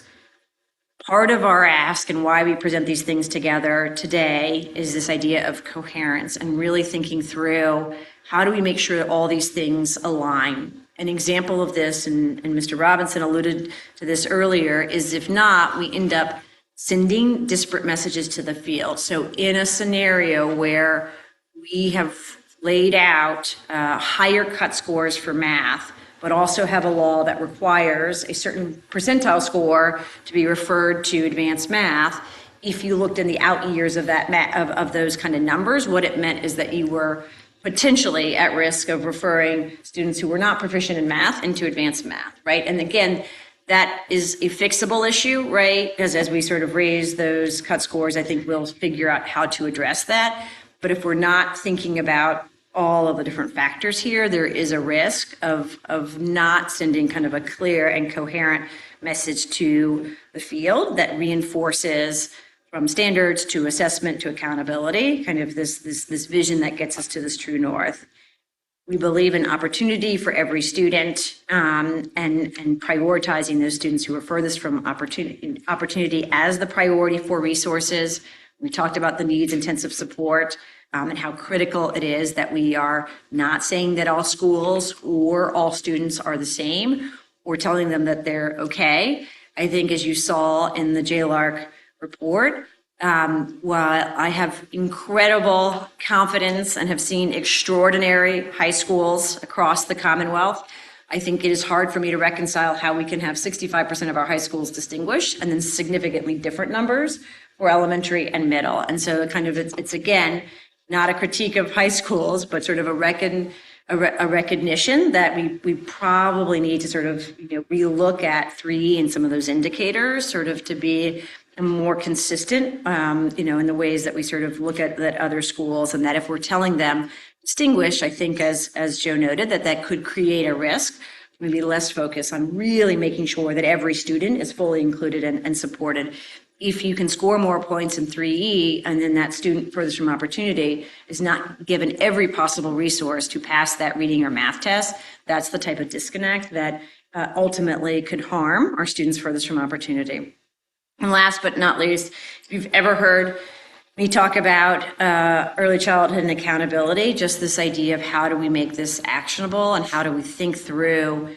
You don't change systems by measuring and catching people at the end. You change systems, right, by being very, very clear about what are the adult actions that need to change in order to achieve those results. And so as we think through with our 131 school divisions who have noted to us a commitment to raise the bar and pursue excellence, who recognize the importance of measuring schools to both show the value of public education in the Commonwealth, but also noting that there's always work to be done. How do we think through a pathway over the next few years that is as focused on the improvement as it is that high bar for excellence? And again, that's why, although Deputy Superintendent Hyslop won't talk as much about that, but as we think about HQIM, as we think about every possible resource at our disposal, whether that's the school improvement funds, I asked that question of Joe, those resources, how do we make sure that as we set these high expectations that we support all of our schools, particularly those that serve our students furthest from opportunity to achieve that. And so with that, what I would ask as I turn it over to Deputy Superintendent Hyslop is for you all to take what we have compiled for you today. Ultimately, what we want to ask for first review tomorrow is a set of of shifts, for the upcoming year, but to sort of what we felt would not be wise, but to bring kind of you in pieces, right? If you think about the entirety of Joe's presentation, it felt a little worrisome, and he even made a couple of allusions to the kind of complexity to just bring you pieces of this without the big picture. I imagine, and there will be tons of questions today about, okay, but how does this match up with what we agreed on in the past? Or how does this match up with what the pathway is for improvement from this body today? But we wanted to do, recognizing, again, this is first review, is to lay out my perspective, a very practical, year by year, here's our first proposal on how to make sense of all these things. The work you've done as a body, what we have in terms of this JLARC report, what the General Assembly has put in front of you and us, recommendations in some places, requirements in others, and how to begin to implement that. I also recognize at first review, there might be many questions and additional data or things that you need us to go in more detail on that. And I know I've asked the team to sort of be very prepared to kind of take down that information and think what we need to bring back to you to support that conversation. With that, let me pause and see if there's any initial questions there, and then I'll turn it over to Deputy Superintendent Heisler. So as it relates to the vote that we previously took about implementation of the new accountability platform and testing, while we have this for a first review, procedurally, it doesn't change the board's prior decision. So we are still on the path that the board originally voted that we would be on. And regardless of what we do with this, it would take a new vote of the board to overturn our previous decision. Right? Yes. So right now, we're in the implementation phase of what we voted on. That is correct. So we would need to see, I think, a chart that says, this is where we are with what we voted on. And this is what the new proposed transition timeline would do, so we would know in more detail about the vote. Because we already voted for implementation. Do you want to respond to that? Yeah, so I think that's correct. I think one of the things that has come up, even as we have prepared these resources and begun to look at implementation, is that there was a very clear, very clear true north in terms of this body's agreement on what proficiency looks like across each of those areas, right? And those numbers are very clear and were shared with this body multiple times. As we looked at the details of what that exactly means year by year, it does not appear that that is a publicly available document from last fall. So we do need to pull that, get that out, get that for you in terms of, again, we said 4-year implementation, true north are those numbers. Very clear from your process that we had with 250 stakeholders, right to where you landed and all of that, we were able to do that. I think the one place where we would need to be more transparent about, both with you and the general public, is exactly what that meant numerically each year for each assessment, and then how that would change with our shift in the how we get there. There is no proposal to change what we're getting to. Okay, so you're saying the proposed transition timeline matches up with the prior vote, but the difference is what we're going to do in each of the years? Well, let's hold that question in terms of having the deputy superintendent walk us through that. Yes, but then thinking through, and what that actually means in terms of the interim years. There was narrative copy and there was a set of examples shared, but there's not the kind of the in-between cut points that we're trying to then figure out. So a part of it is to sort of to get clarity on what was actually voted on and what the difference is on our list of things that we absolutely need to do. But in the interim, certainly until there is a subsequent vote, that is in effect. Dr. Bridges? Oh, no, I was making sure you had seen. Sorry, I was.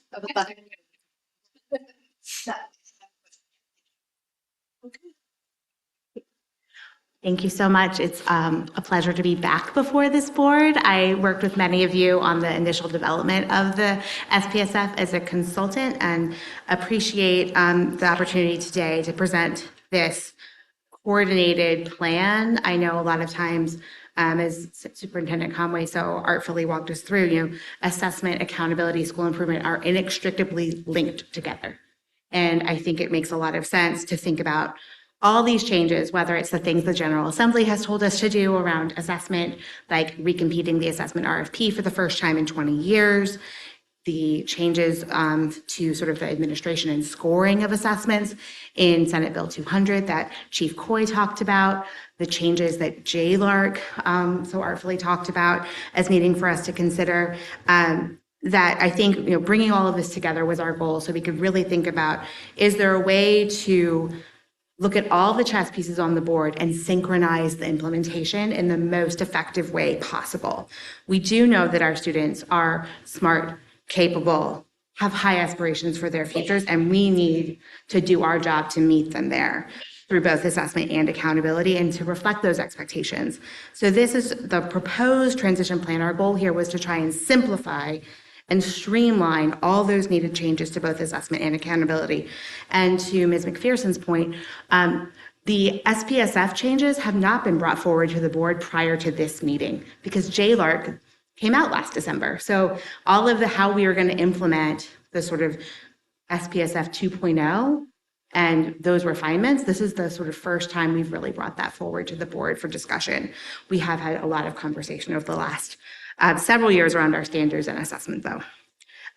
So I think this package here is really focused on the bigger transition roadmap, but also some very specific technical policy adjustments to the accountability system that start to get at some of those JLARC policy recommendations and options, but certainly not. If you see a policy recommendation that Joe may have mentioned that's not in this deck, it doesn't mean we're not considering it. It's just maybe not one of the initial steps we're taking because we have to sequence things appropriately. So here, we're sort of calling this the measurement roadmap. It's not an assessment roadmap. It's not an accountability roadmap. It's trying to think about it all as a cohesive whole. We built this off of, I would say, a set of kind of key principles here that guided some of our initial thinking. But the most important piece here, I think, is that we are trying to create that clear, consolidated timeline for all of these changes with a lot of opportunities for the field, for the board, to learn about and prepare for the changes before they take place in the 28-29 school year. So that, when we looked at, again, the changes on the assessment side, the changes on the cut scores, and the changes needed for SPSF, that was the school year where the timelines could converge into a single year. Importantly, we wanted to be sure that we sort of reflected each of these key principles, and I'll walk through them in turn on the next several set of slides. So first, in Superintendent Conway, I think many members of the board have talked about this already, really building from the incredible work that has already been accomplished over the last several years. We have new, stronger, more rigorous standards in reading and in math that were adopted in 23-24. We have to build from those standards and fully incorporate them into our assessments. We have already done so in math. We are doing that this coming school year in reading.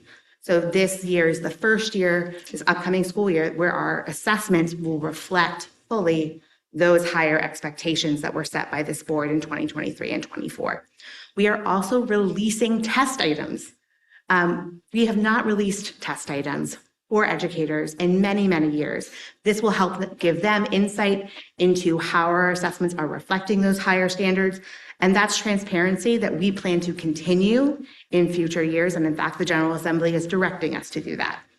We are also, as a result of General Assembly action, streamlining some of our assessments. We are getting rid of eliminating the Virginia growth assessments, those interim assessments. We're also making some moves to streamline the high school integrated reading and writing assessment. If you remember, there is a standalone EOC writing, which is what most students take. And then there was also this IRW test. We are just going to be phasing that out based on feedback from divisions, student usage, et cetera. And we also know that we're going to be making some really critical changes this coming school year to get assessment results out to parents and to the public faster. Within 45 days of the end of the test administration, we are also reporting test results on a 0 to 100 point scale. So those parent reports that parents will see next summer are not just going to be on our 0 to 600. We're going to show them and sort of translate that score into a 0 to 100 point scale. That was something that the General Assembly passed this year as a way to make assessments more intuitive for families. We are also, as Superintendent Conway mentioned, releasing an RFP for an updated statewide assessment contract. That is going to be released this summer. And I can sort of give you a sense, here we say that this will probably take at least a couple years to execute. Part of this is out of our control, though. We're working with VETA. We're working with the Office of the Attorney General. We'll see what the vendors come back with. We don't fully control that timeline, but we are moving as fast as possible to get that work accomplished as well. And I think, you know, as Joe mentioned earlier, the work that this board did to adopt a new accountability system is an incredible strength. It is a more effective, more efficient system than the prior one. It may need some refinements. We have those 13 policy recommendations and 2 policy options, but we are going to be building from that. We are not wiping that away. We are not, it's refining. It is not throwing the baby out with the bathwater. So we really wanted to be sure that we were considering all of these really critical pieces that have already occurred as we think about what the next 3 years look like. The second piece here that we sought to, as we alluded to earlier, is to have one major transition across all of these different moving pieces, whether that's our assessment contract, the assessment cut scores, and the school performance and support framework. And are proposing this transition plan that has that 28-29 school year as the implement year. There's a year to prepare, a year to preview, and a year to implement. I will say, you know, in thinking a little bit to Ms. McPherson's question, part of our piece here is trying to, again, synchronize the most significant changes as one cohesive whole, because everything is interconnected. During this prepare year, it would give us time to bring forward to this board more of JLARC's recommendations, to begin the regulatory process that we would need to for a few of the policy recommendations that the board will consider require regulatory change. And that's a longer process. That can take a year or more.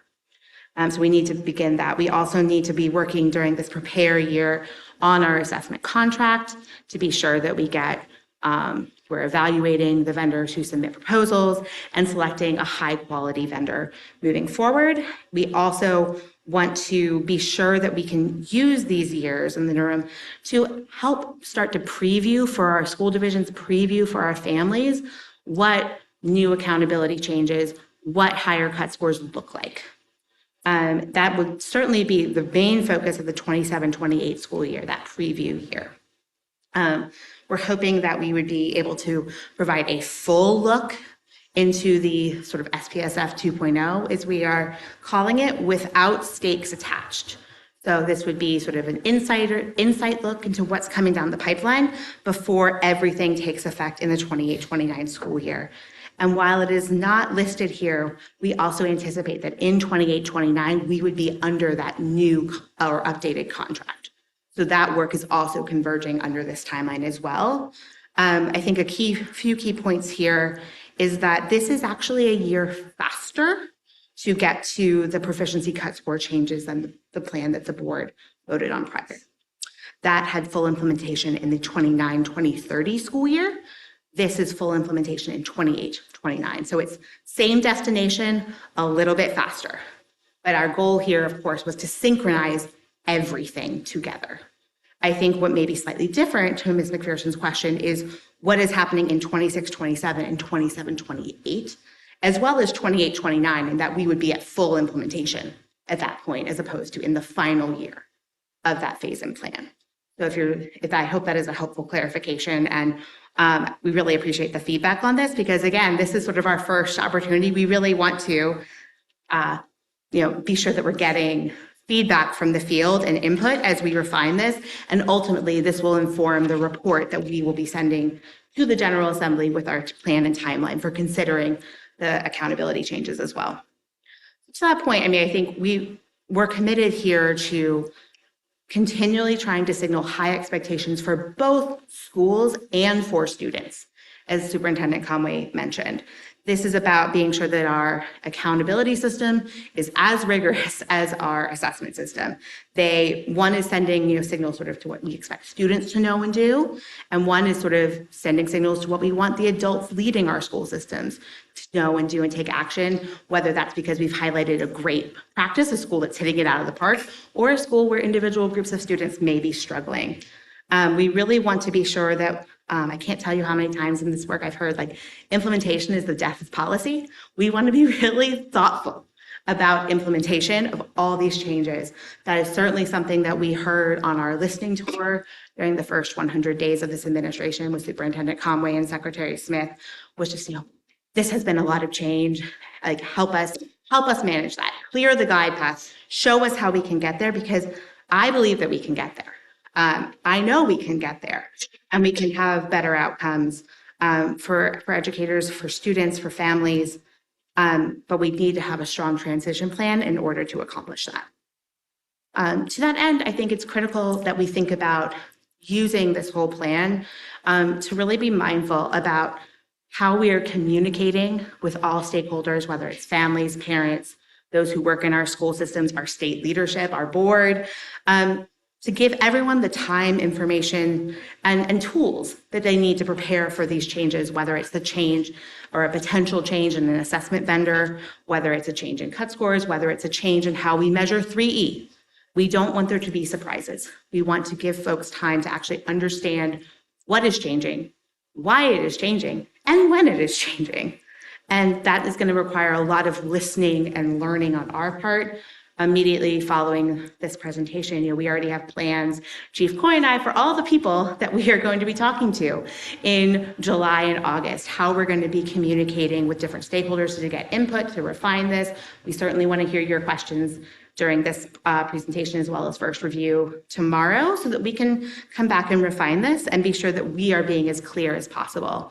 And one of the things that I think we really do want to do is, by having the time to model and to preview, I think is going to be critical to building trust, so that the folks who are being held accountable, or the students who are being assessed, and their families understand what we are doing and have insight into it before it happens.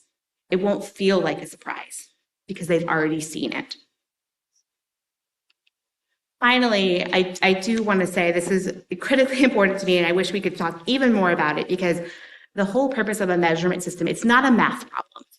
It's not about getting the right number of schools or the right distribution. It is ultimately about action and school improvement. That is why we do this.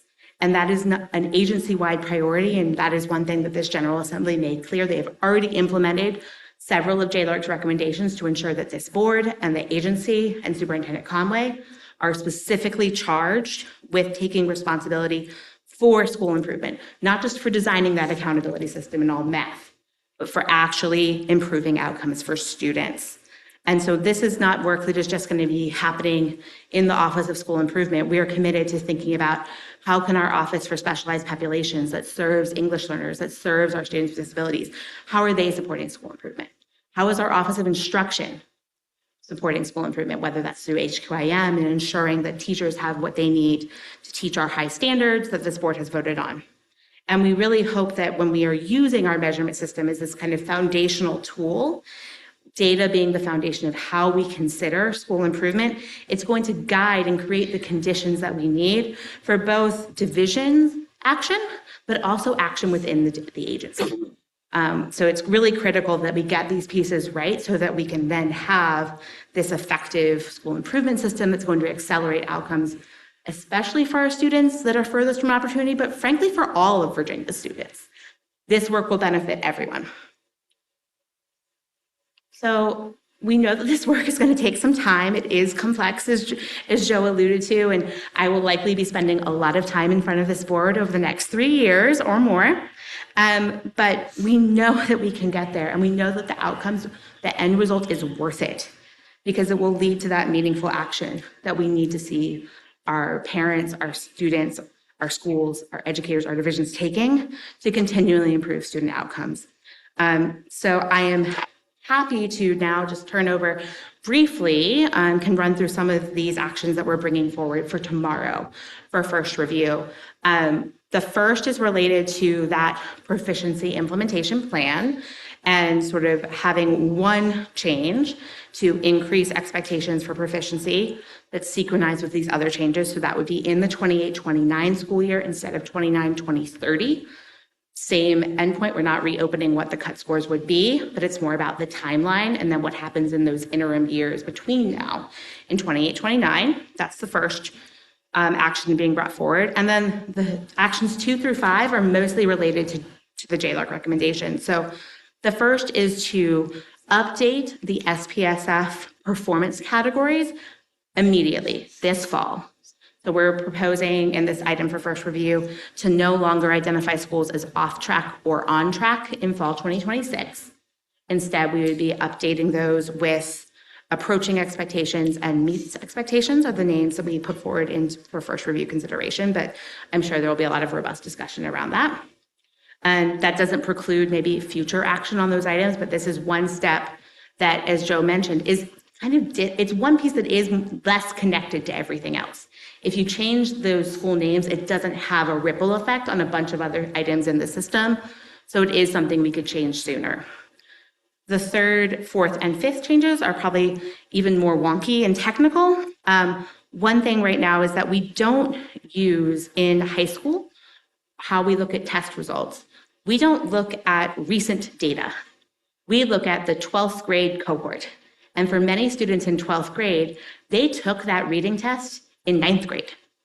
So it's lagged by multiple years. And we have other measures for high schools that do look at the 12th grade cohort. We look at graduation rates. 3E is based on the 12th grade cohort. We don't have many measures in high school that are looking at those 9th and 10th grade students. And we think that it would be a good change to move for fall 27 to an annual measurement, so that we are looking at all the students who took assessments in high school that year, rather than waiting multiple years to include them in the accountability system. That will lead to more timely, actionable intervention and improvement. We also are planning to bring forward for consideration the JLARC recommendation that is related to when schools don't have enough English learners to have that English learner proficiency data point. This is what was creating a great deal of unfairness and inconsistency in terms of growth mattered a whole lot more in schools that didn't serve enough English learners to have that indicator compared to those that did. So this would be bringing forward that recommendation for fall 27. And then finally, this is the policy option that Joe mentioned around exception A, exception B. Here, what we are proposing is because this would take multiple years to implement statewide, our recommendation for consideration is that for this year, we would maintain the ability for recently arrived English learners, those are students who have been in the country for less than 1 year, to not take the reading assessment. That is our current policy. We would stick with that. We would consider, though, seeing if we could pilot the other option in a few divisions to test it out to see, what happens to the results, kind of do that modeling, that preview before it would go potentially statewide, or we could bring it to this board for consideration. So we just want to get some more information about what this would mean for students before making a drastic change that would affect all students in all schools and divisions. So those are the 5 pieces. Like I said, if there's something that Joe mentioned earlier that we've talked about or y'all have talked about in prior meetings that's not on this list, rest assured, it doesn't mean it won't be coming forward in the future, but these are the changes that we thought made sense to bring forward now for first review. For final review, then would be in August. And do just really want to recognize and appreciate all of the work that this board has taken over the last several years to get us to this point. I think we are at a really exciting kind of pivotal moment in Virginia where we have built a very strong foundation of our measurement system. But over the next 3 to 4 years, it's going from that version 1.0 to that 2.0. It's strengthening it, it's improving it, and kind of finishing the work. So I'm happy to answer questions now. I know there's a lot of content, and I will be back tomorrow, of course, but any questions or discussion? Hear it. Thank you so much for your presentation. Members, do you have questions? I almost don't know where to start with this, but I guess I'll start it. I do think it's important that we really go back and figure out where we were. And I understand this whole thing about wanting to roll out, not making some principals upset, some superintendents upset. This whole thing about names on track, off track versus meeting expectations, not meeting expectations. But at the end of the day, we have determined that Virginia students are not prepared. When we look at it nationally, we don't have to go back and talk about the fact that the stats tell us about the reading and writing and the low scores in Virginia, which none of us are proud of. And I don't think we have 4 more years to figure out how we're going to roll this out. So I'd like for us to just go back, let's look at what we talked about, cut scores, the date we were going to implement them, and compare this to, we can pull in the tweaks that J-Lock said is not going to require a major overhaul. But this board was committed to going into accountability and transparency as quickly as possible so we would know where we were and figure out how we would best put the resources to improve. So I'm really concerned about a 4-year implementation, not really rolling out the cut scores, not telling them what the cut scores are, and then in 2029, beginning to talk about the accountability that we took 3 years to build. So a couple of things. Let's break it piece by piece. I mean, first, I want to just acknowledge that putting these things side by side is a necessary step for this body, right? So we can absolutely do that work. The language adopted in December said 2930, right? And we are moving this up a year, right? So that sort of aligns very closely with this idea of we cannot wait 4 years. I think what is different is how we get there. And, what this body did adopt and is in place until we change it was moving the line between approaching, which was a brand new category, right? That was an interim that was not actually your true north, but this interim place, right? That was different for 3 years solid across all these different assessments, right? And moving up the line between approaching and fail basic, right? Varied across that.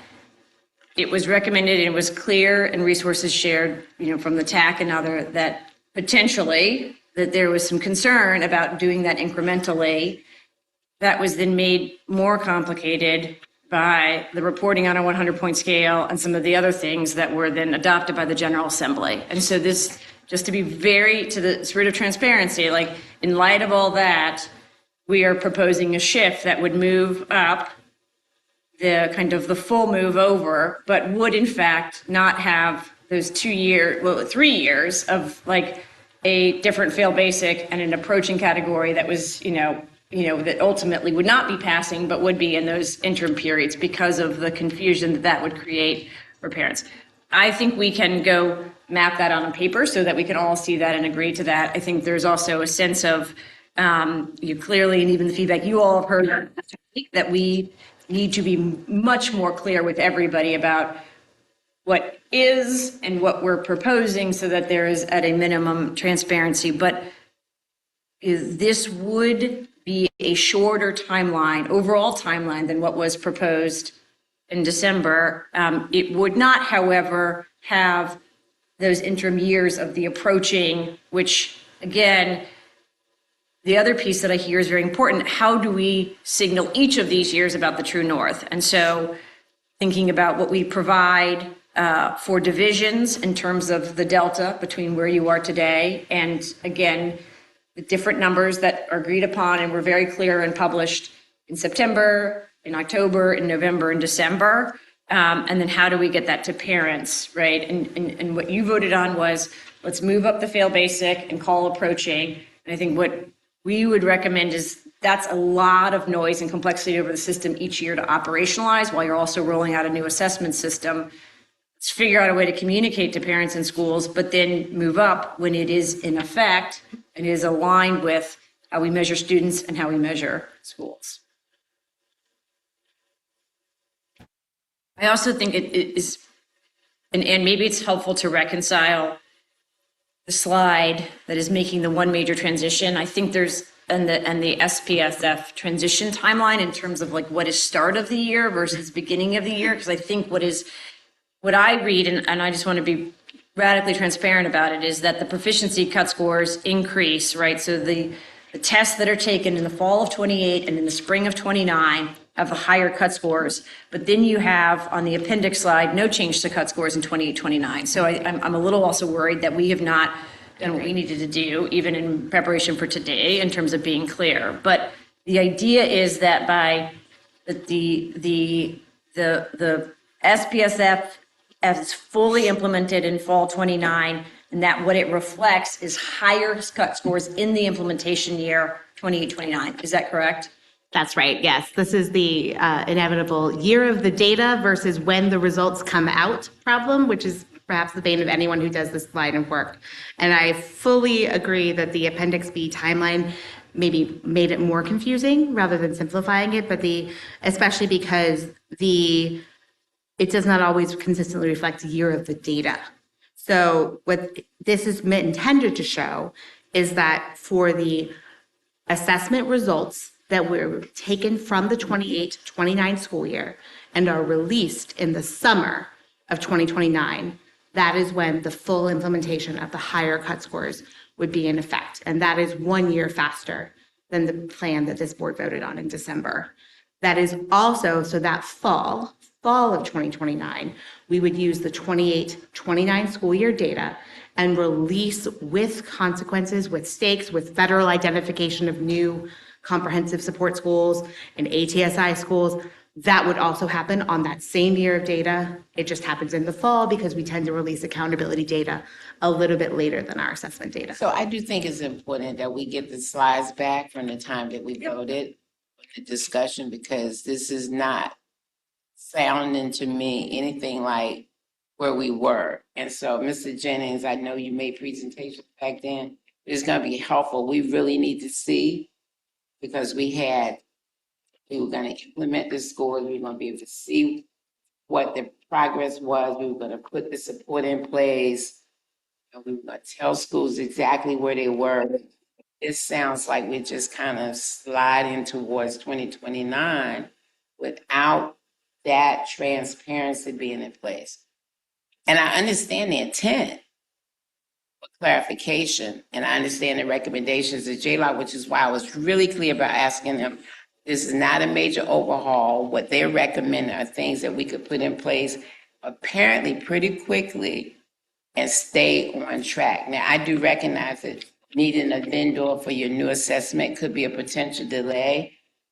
But then again, here we go. I mean, a contract gets off track, whatever. But I think we really need to go back to where we were and now look at the recommendation. I think that is a fair point, and we can definitely bring that back for August and share ahead of time. And I think what we'll also try and do to that is, since the prior slides that you discussed in November, December were. And if the board could have some information tomorrow before we go into public session, it's gonna be helpful. You can go back and put something together that we have, because I do think we need to be able to see that tomorrow before we have this open discussion. We can at least do that with the proficiency cut scores. I think because the board's discussions in November and December, we didn't have the JLOC report then. So that information is not reflected in that, but I think on the proficiency. Not as worried about their recommendations as I am about after 3 years of study, what we made a decision. Absolutely. Yeah. About what we wanted to do. And To your point about the vendor too, I do just want to assure you that we thought about the risk of a delay. The soonest an updated contract could be in place is the 27-28 year. But we built in buffer in case there was a delay because of, these processes are a little bit outside of our control. So we felt, more confident saying that in 28, 29, we'll absolutely have that contract in place, but felt less confident in saying that definitively. We wanted to build in that time. Great, Mr. Henson and then Dr. Northern.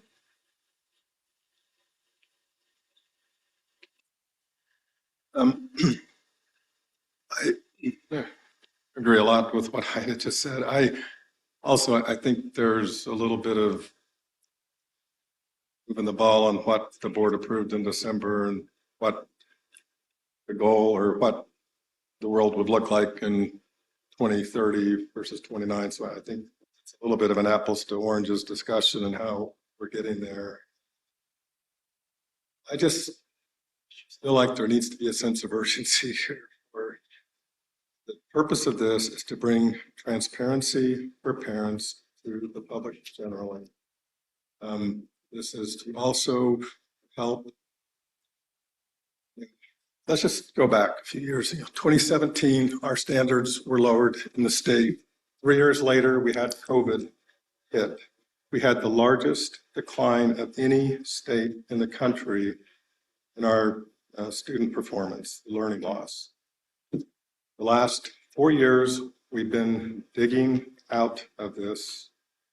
And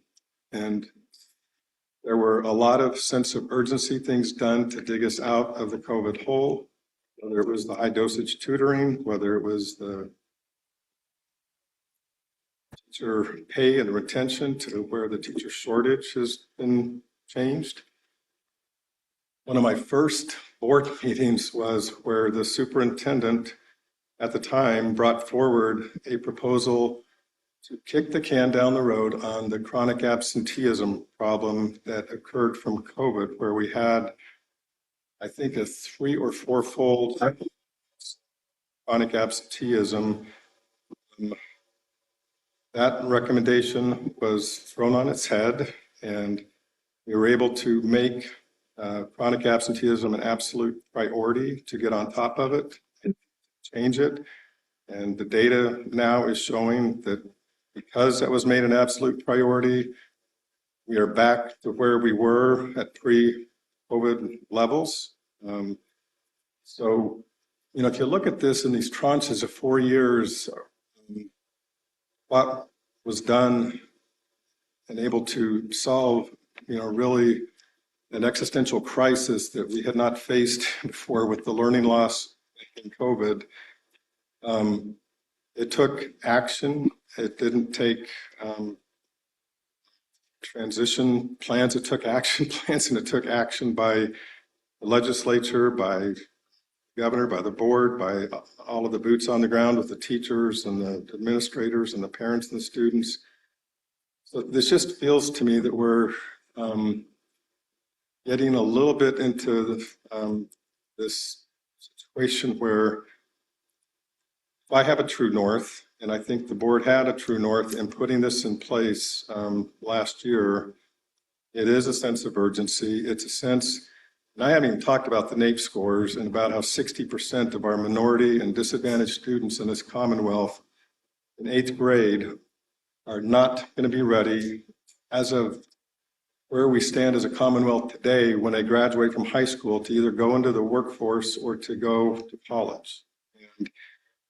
And if this is put into place, and so again, those kids in 8th grade today are going to be dealing with the same system and the incremental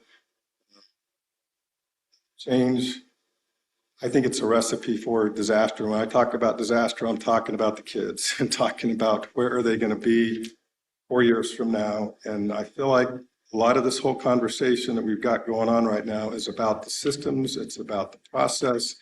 It's not about the kids. It's not about the sense of urgency to, and I know everybody is well-intentioned in what we're doing here and trying to get it right, but this is massive challenge. And if we can't learn from the examples of 2017 to 2021 or the 2022 to 2026, these numbers and years are, to me, it shows absolutely no sense of urgency that we need to continue to do whatever is necessary to help us. And again, the other true north of this is to identify the schools that need the help the most so that they can get it to the kids that need the help the most, and to allow for parents to be able to make informed decisions on what's in the best interest for their kids, where they are going forward. So I agree with Ida. I'd like to see almost a side-by-side, or at least have the information of what we did in December. I've got it. I've been looking at it for the last few days here. But for the board, I think for public transparency, to be able to show what we are doing here with apples and oranges and the delay for this. And I will tell you, as somebody who sat through a lot of the changes these last 4 years, this is opening up opportunity for Lucy to keep pulling out the football from Charlie Brown every time he's got to kick it, or moving the goalposts, or whatever you want to call it. And we need to get about the work of what you put in to get this accountability system in place. And again, I can rattle off a dozen states that have done this right, done it fast, done it efficiently. And I just feel like we've got to stay focused on really what matters most here, and that's to get our accountability framework done, our transparency system done, the systems in place to help our students, to help our most needy and disadvantaged students to get to where they need to be.